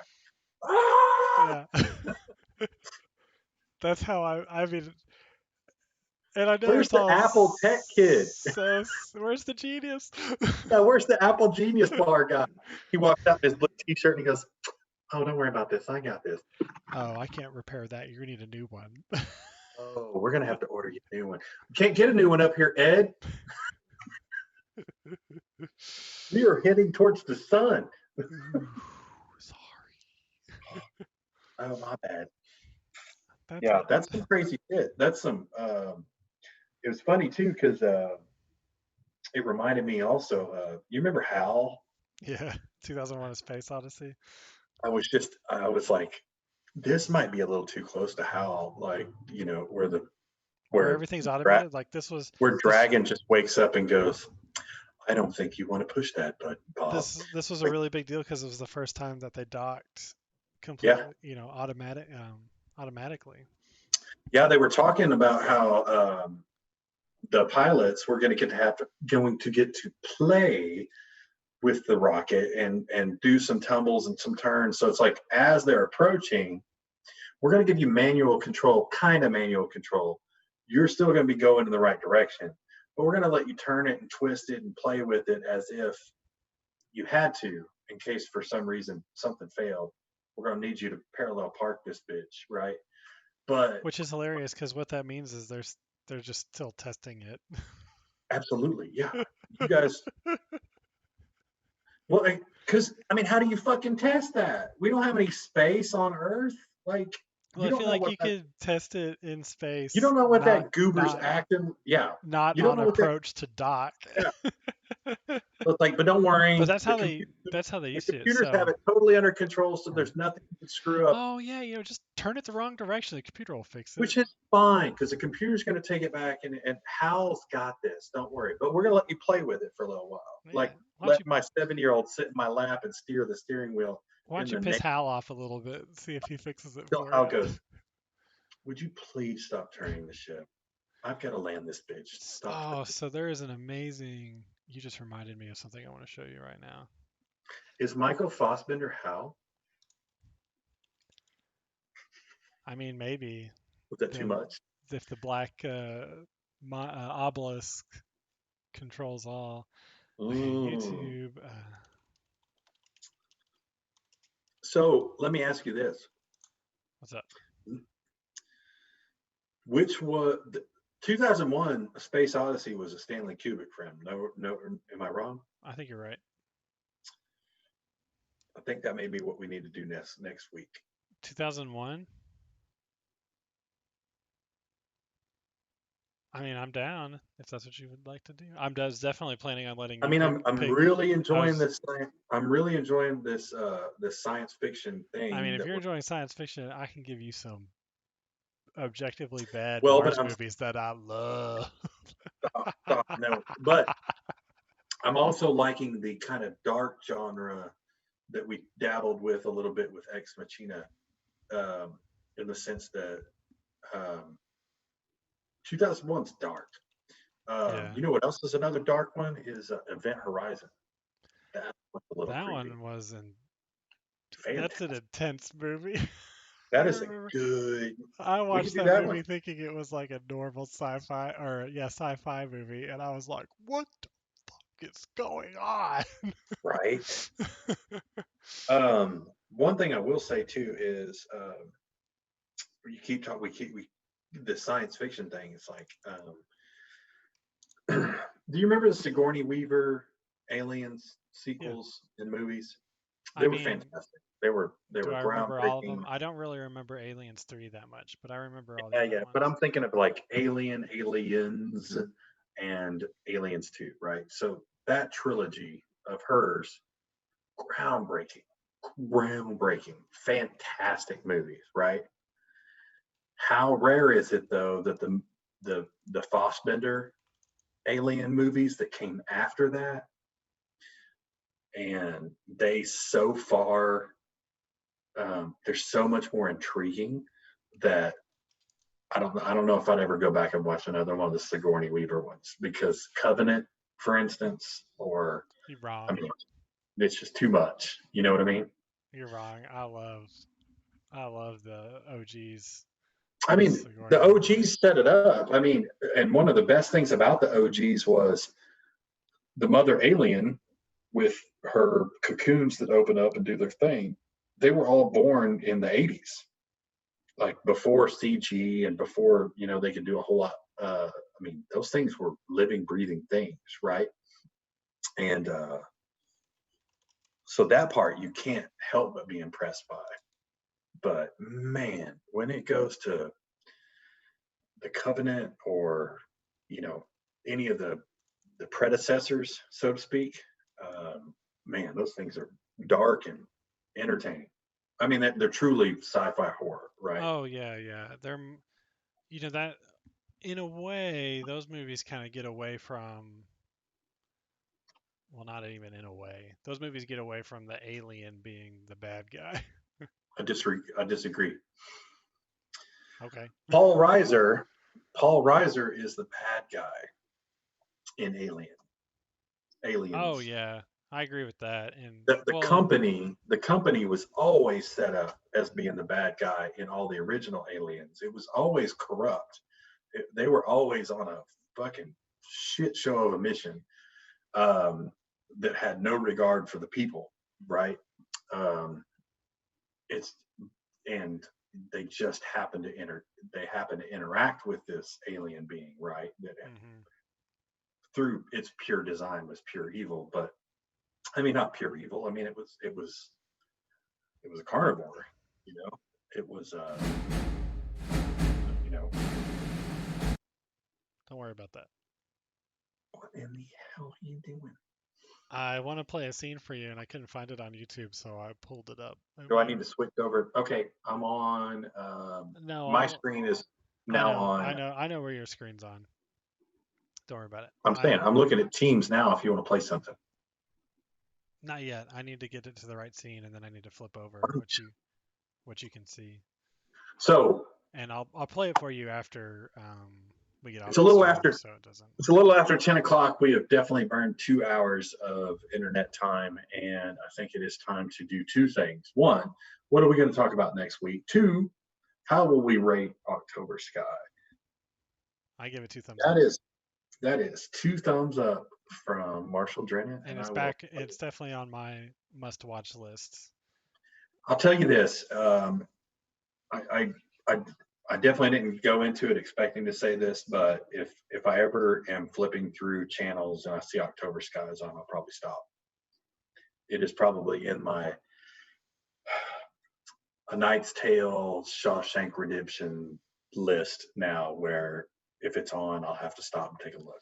Yeah, and I think this time around I'm adding it to my must-watch list. Not necessarily because it's a really heartfelt like drama that it's a true story that I could, I just really dive into, but almost in a way because I feel like it does such a great job since it is based on a true story of snapshotting, you know, small town America at that Yeah, time. yeah. Like I said, I think there's two things about it that are pretty spectacular. And one is they do that snapshot of late 1950s community alongside late 1950s um,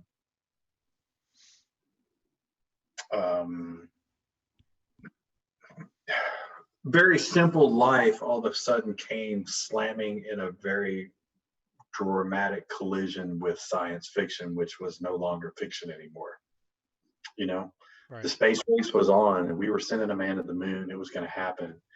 It became a priority, and this country dumped tons of millions of dollars and manpower and everything into it um, to win. And that was it's pretty interesting time. It's a very interesting time, and I think they portrayed it really well. So on to the next subject. What's next?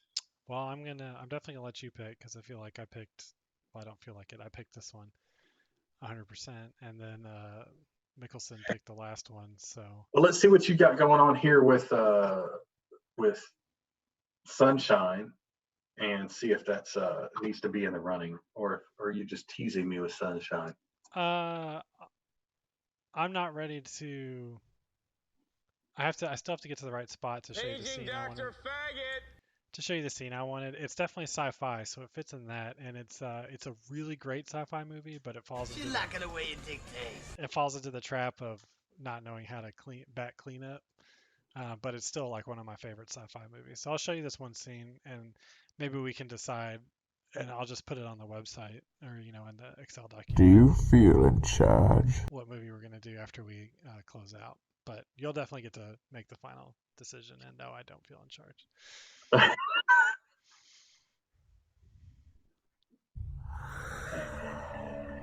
We both know I'm going to have to kill you now. That's true. That's fair. Oh, don't get so upset. All right. I think I'm ready. I think that's gonna do it for the stream, and then I'll just because it's gonna take me some finagling to get this video up to where you can see it, and I don't want to do it to where the stream doesn't get to see it, and so. That's fair. Right. Are we going to tease the viewers with what's next week, or you know what? We'll take it offline and we'll surprise you. Yep. Surprise all of y'all. We'll surprise all of you with what we jump into next week, but wouldn't be terribly surprised if it was science fiction horror, but we'll see how it goes. Thank you for anybody who took the time and bothered to join us for a portion or of all of this. A long list of our sponsors that don't exist at the bottom, but do feel free to comment because we would love to have any comments you have, other than the fact that you think it's weird that I'm sitting in my bed and you can see my headboard. And definitely go check out October Sky if you haven't. Even though you just listened to us review it for 2 hours, it's worth seeing. We left enough out that it's well worth spending the hour and 45 minutes diving into it. Alrighty. See y'all next week. Thank you, guys.